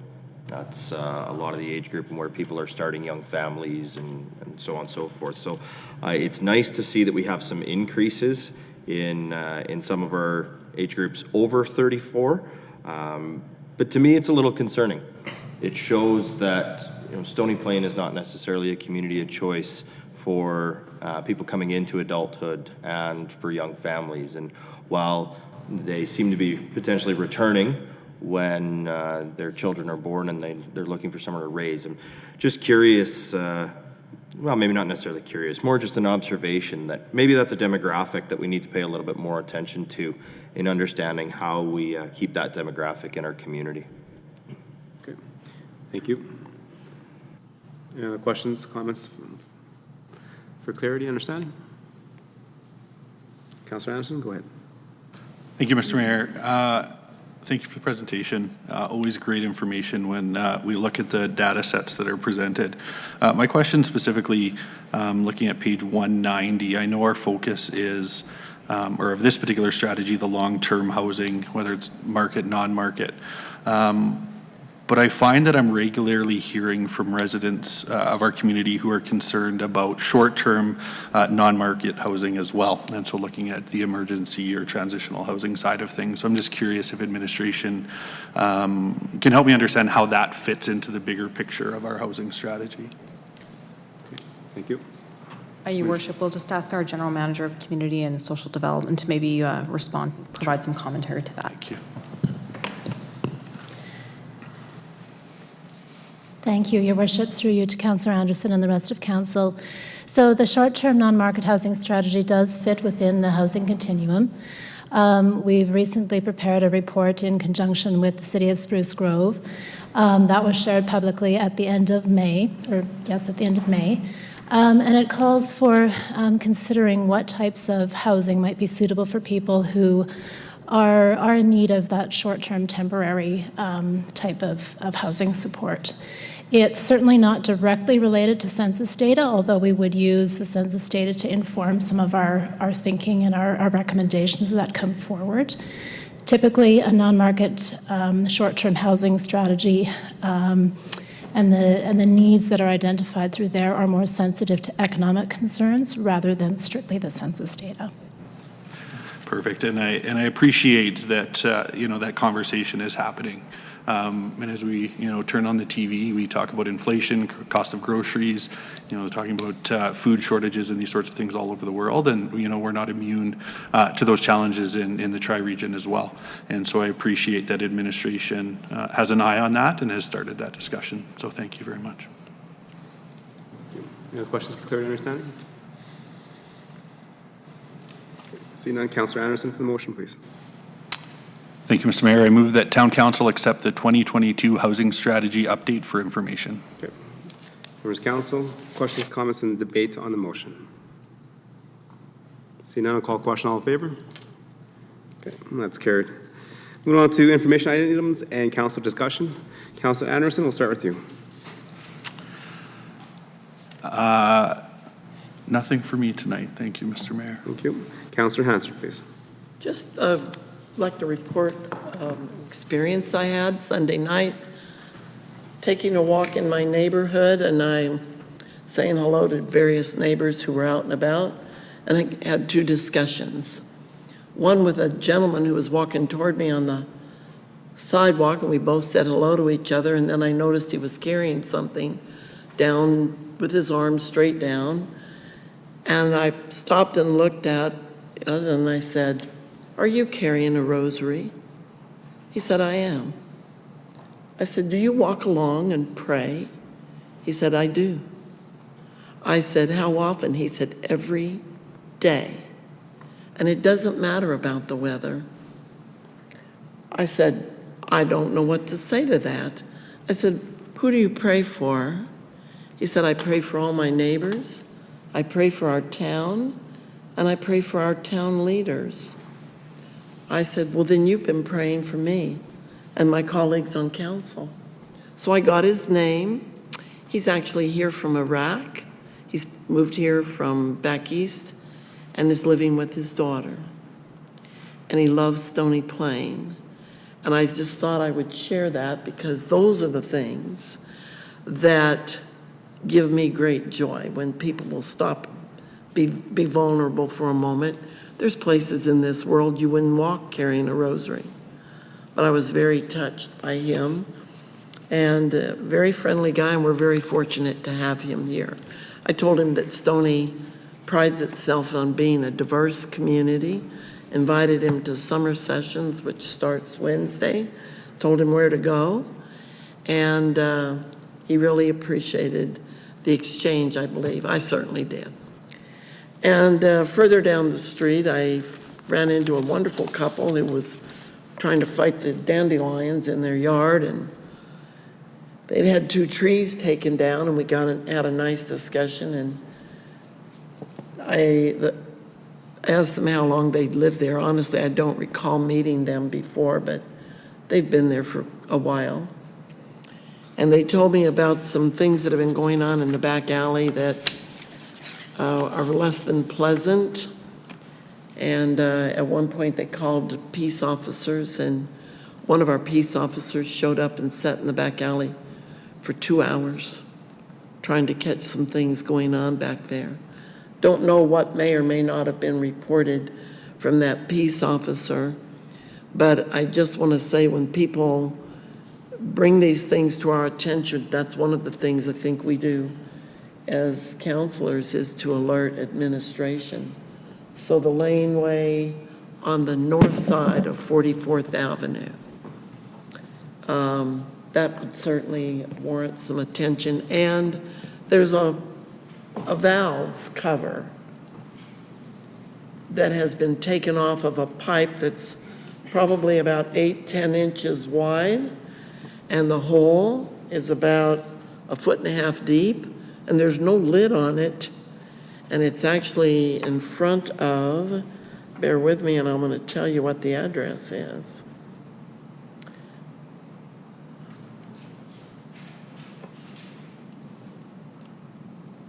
(4017) 44th Avenue. Sure would appreciate that being looked after. Okay, thank you for those updates, Councillor Hansard.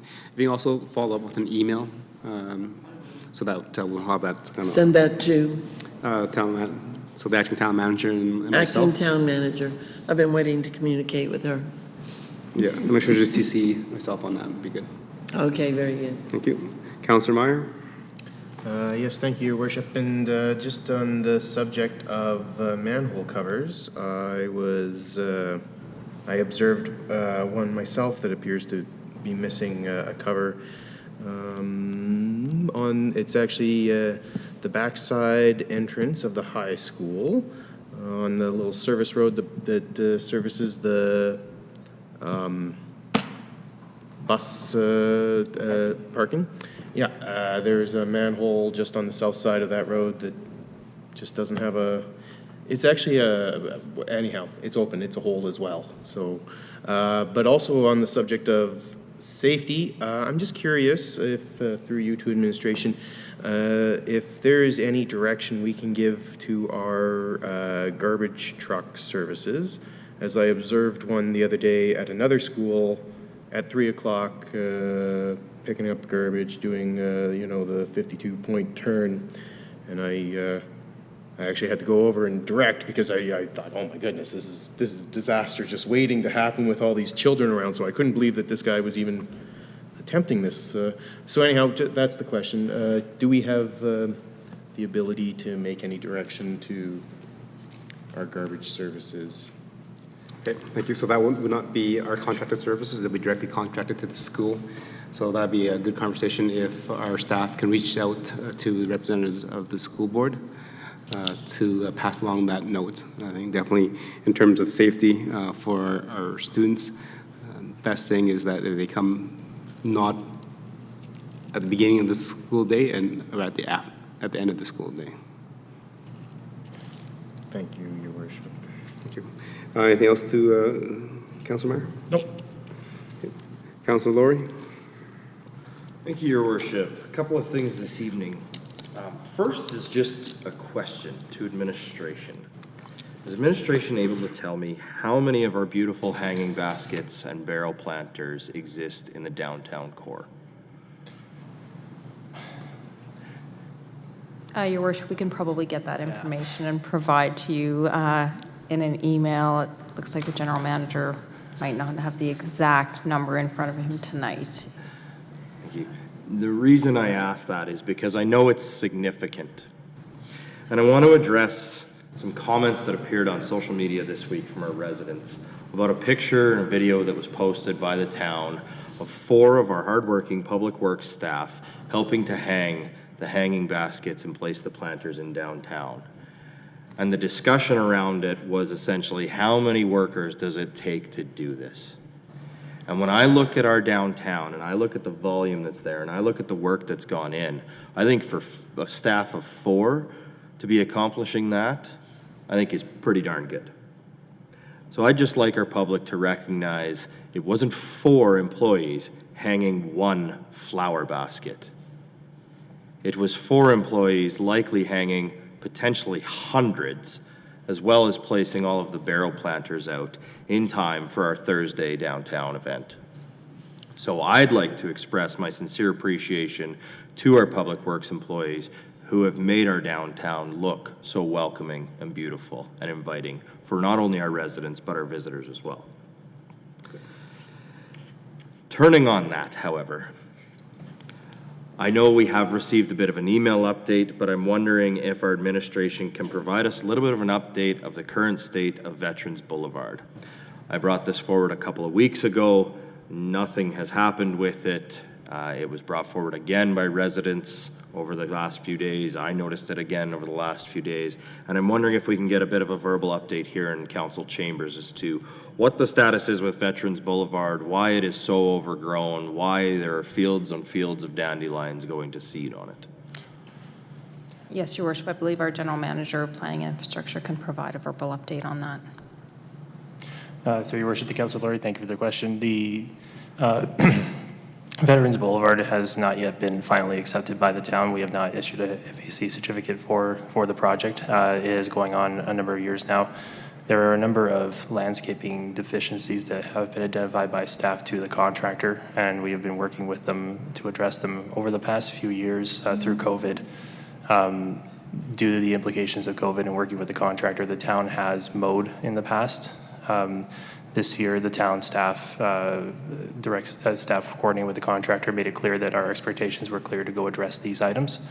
In light of the comments brought from council and some additional follow-up, we are reinforcing those. We are expecting an answer from the contractor by the end of the week on their action plan with the area. If not, we will be discussing with our Parks and Leisure Services about next steps that we could do to make sure to mitigate the unsightliness out there. Will that include coordination with our enforcement services? Through Your Worship, the Councillor Laurie, if the circumstances are such that it warrants it, then we will be discussing it with enforcement. However, at this time, it's considered to be managed strictly through a contractual basis. Excellent, thank you. And one more, if I may, Your Worship. Just some general comments, and I'm not sure whether it's a workforce issue or what. I have noticed that in some of the other areas of town, our upkeep is not as it has been in past years. One of the biggest things I've noticed is it seems that mowing is happening, but around benches, fence lines, et cetera, it doesn't seem like we're able to keep up with the whippersnipping as we have in the past. There are many places where benches along our pathways, the grasses and weeds have actually grown up through the benches. So I'm just, as an observation, that hopefully we can get our crews out there taking care of those. And then the last is just in regards to the street sweeping. I've just been keeping my eye on it, and I know we're working our way through. The schedule is last showing an update of scheduled for June 9th for Ironwood, Forest Green, and Egerland Place. So that's last Thursday.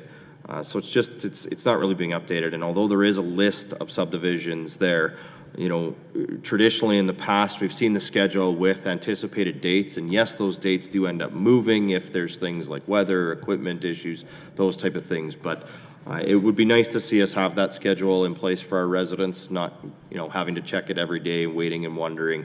I know we do send the notifications out. I encourage our residents to subscribe to those news and notifications so that they are seeing them. But it would be nice if, you know, for instance, if a resident of Greybrier looked at it right now and could at least anticipate that, you know, maybe they'd be on the 15th or the 16th, somewhere around there. So again, just a feedback item. That's all for me this evening, Your Worship. Thank you. Okay, thank you, Councilor Laurie. Councilor Loynes?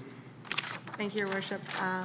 I was going to talk about the dandelions over on Veterans Boulevard, so thank you, Councilor Laurie, for doing that. Other than that, I just want to mention a local event that is happening at our beautiful library. It is the Uproot Abuse Campaign to show your support for seniors in our community. The Tri-Municipal Region is raising awareness for elder abuse in June in honor of World Elder Abuse Awareness Day. This is a community event that will be hosted at our library on June 15th at 1 p.m. That is it for me. June 15th at 1 p.m.? 1 p.m. Okay, thank you. Anything else? Nope, I'm good. Thank you. Deputy Mayor? Yes, thank you, Your Worship. I got a few things tonight. I don't know which phone to keep open because there's a lot of notes that I've been making. So first off, I just want to thank all of our council tonight for the great debate that we had. I think you guys showed a very strong team, a great leadership, and great support for administration. So I'm really proud to be part of this team tonight. On another note, I've been busy for the last few weeks sitting on some of my boards and doing some strategic planning. And just some fun facts, just so that you're all up to date on some stuff that's kind of unique to our area. I sit on the Alberta Capital Region Wastewater Commission. We just did our strat planning. And in our strat planning, you might want to know that we're going to be needing about a $30 million upgrade. But some good news that comes out of that. We are about to do a deal with a company called Air Products. Air Products will set up a hydrogen place right 10 kilometers down the road from us, and we will supply them with wastewater that they will convert into hydrogen. It is one of the few plants that will be true green energy. And they talk about hydrogen in a number of forms and everything. They're trying to get away from the numbering system and the coloring system. They're trying to talk about hydrogen in a state of non-carbon. So hydrogen here in Alberta, the great thing with carbon is we can capture it. We're one of the few countries in the world. 2 kilometers below the ground, we have caverns in the ground that put hydrogen carbon into the ground. They can move that carbon wherever they need within our province, and it can be reused on a multitude of things. So they've tried to change a number of things that we're doing. And on the flip side of that is I also sit on the advocacy committee and the planning committee for there. I chair the advocacy committee. And what we're about to do is we've hired a firm out of Edmonton to do some advocacy regarding the hydrogen, which should take advantage of our wastewater situation and help us to move things forward with both the provincial and federal government. Both provincially and federally, when it comes to green energy, they're very supportive. So without our energy that's coming out of our plant and the wastewater that we're taking from our 13 municipalities, Air Products would not be able to produce the product that they're going to be able to do. And just a quick note on that, I had the chance, and I'll thank Mayor Choi for this opportunity to travel with a unique group from Edmonton Global. I was able to go down east this recently with Edmonton Global, and let me tell you, any of you that sit here and think Edmonton Global does nothing for us, you need to travel with them to see what they actually do for our region. Every penny that we spend on Edmonton Global is well worth it. So here's some fun facts. Did you know Edmonton is the 5th largest economy in the Edmonton metropolitan region? We're home to 1.4 million people. We have 7 post-secondary institutions and 130,000 students that go through that. And we graduate between 20 and 30,000 students a year. What that does for Alberta, especially our Edmonton region, it makes us one of the most sought-after areas for employment.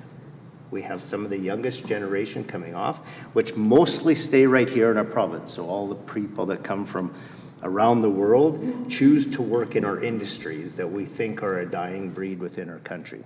Not dying at all. I learned a few other little tidbits about the area.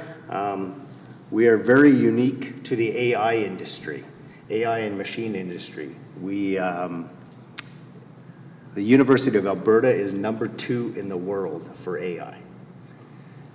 It's pretty unique. It's a company called Amy, and it is very, very unique to our area. Many people, we had a chance to sit with some of the senior people from the federal government in Ottawa, senior finance minister. We had a chance to meet with the United Arab Emirates the prince from one of the other countries we were able to meet with. And what we found out was Alberta is the hub for hydrogen. So over the next couple of decades, global logistics here will exceed $133 billion by 2026. AI machine learning will hit $15.7 trillion in our region. Hydrogen will hit $11.5 trillion within the next 2 decades. Another fun little fact was life science, pharmaceutical, R&D, and manufacturing. Any idea we have that in Edmonton? We have 2 of the top people in the world out of China that are right here. In fact, the lady that designed Cold FX lives right here in Edmonton. So pretty unique, pretty impressive things that are coming. Pill manufacturing plants. And another fun fact is food and agriculture. Did you know that Edmonton, next to Ukraine, is one of the fastest growing agricultural countries in the world that nobody even knows that we exist? They have brought several people from overseas to see our stuff that will be back here in July, sitting with our agricultural teams to see what they can do to produce new products from grains here. So there's some big money coming to our area. Our region is a hub for a number of things. And interesting enough, when we talk about moving pipelines and we talk about oil, it is shut down to the federal government. We basically don't want to be heard or seen. However, because we have hydrogen, most pipelines are back on the table because they can move hydrogen that is green through pipelines. Today we will move hydrogen through ammonia tanks on rail. Atomic bomb going down the rail track, but the safer way to do it is under the ground, and both the feds and provincial governments are realizing that. And a final fun fact is Prince Rupert will be the next main port for us. It's easy by rail to get there, easy to transport stuff, and easy by trucking, less cost, and more effective by moving there. Vancouver no longer wants to have the port in Vancouver. Let's face it, it's not going away anytime soon. They'd like to build houses and condos downtown because the price of land there is like $7 million an acre. So the closest port will be Prince Rupert, and a big hub for they call it Yellowhead West is what they kind of refer to it as top today. But We were very well received down there. We had a chance to talk about a number of things, and I even got a chance to have a little bit of a dig in for the Capital Region wastewater plant federal aid, and got some cards from the Associated Finance Minister to have a bit more conversation with that. So Edmonton is well known out here, and Edmonton Global is doing a fantastic job. So the small amount that we put towards Edmonton Global, like I say, if you ever want a chance to see what they do for us, they do some pretty fantastic things for the region that represents 14 municipalities. Federally, that's how they like to see us. When we come to Ottawa, they like to see you as a group. They like to see a multitude of people. We had in our group some off the top people. We had the president of Amy, we had the president of Nate, and a number of other delegates that came with us. So again, thank you very much, Mr. Choi, and I have a whole new appreciation for Edmonton Global. Okay. Mr. Mayor, would it be possible for Councilor Palechko to share some of those fun facts? I can send you my speaking notes. That would be For sure. wonderful. And AI is artificial intelligence? Yeah, which is also known as machinery intelligence. Oh, cool. Yes. Thank you very much for the update, and appreciate that. And I think that's very good for us to kind of hear as a council and as a kind of community. Definitely, as Stony Plain will not attract tons of that because we don't have the infrastructure, we don't have the workforce, we don't have the land mass. So we have to figure out where we fit into the whole scheme of things. And that is our goal as council, is to figure out where we are slotted ourselves in terms of supporting AI, supporting agri-food, supporting all these, post-secondary education. And that is our niche. And we'll work towards that so that we do have the ability to piggyback off Edmonton Global. In terms of agri-foods, I think Deputy Mayor forgot to mention that within the agri-foods business, which just within Edmonton Metro region, if we focus on that, there is a $1 billion revenue from that for agri-foods, like add-on, within the next 5 years. 100 billion. 100 billion. Yes, but it's just for us. Yeah. So continue to focus on that. There is definitely, as I say, economies of scale, and we're always better working together and hunting as a pack. Anything else, Deputy Mayor? No, that's everything. Thank you this evening. Okay. So for me, administration, I see that we're getting close to finishing our street sweeping. When are we starting line painting? Through your worship, line painting is scheduled to start shortly after we finish the street sweeping. Okay. Which is? The manager of infrastructure assets is pointing that it's anticipated to be the 15th. Okay. Thank you. And then just a note for members of council and to our community that their National Indigenous Days is on the 21st. There's also lots of activities that are hosted within our community, so make sure we take that opportunity to reconnect and attend some of those activities so that we can walk towards reconciliation with our Indigenous brothers and sisters that are in our community and surrounding us. Okay. Pardon? Happy early Father's Day. You want me to wish you a happy Father's Day? No, you need to wish our residents a happy early Father's Day. You are not my father. Thank you, Councillor Loynes. And yes, that is very good because our next meeting is after Father's Day. So for those that are here, that are parents and have the ability to be strong male role models to younger children, happy Father's Day, and definitely enjoy the day together. With that, we are adjourned. Thank you.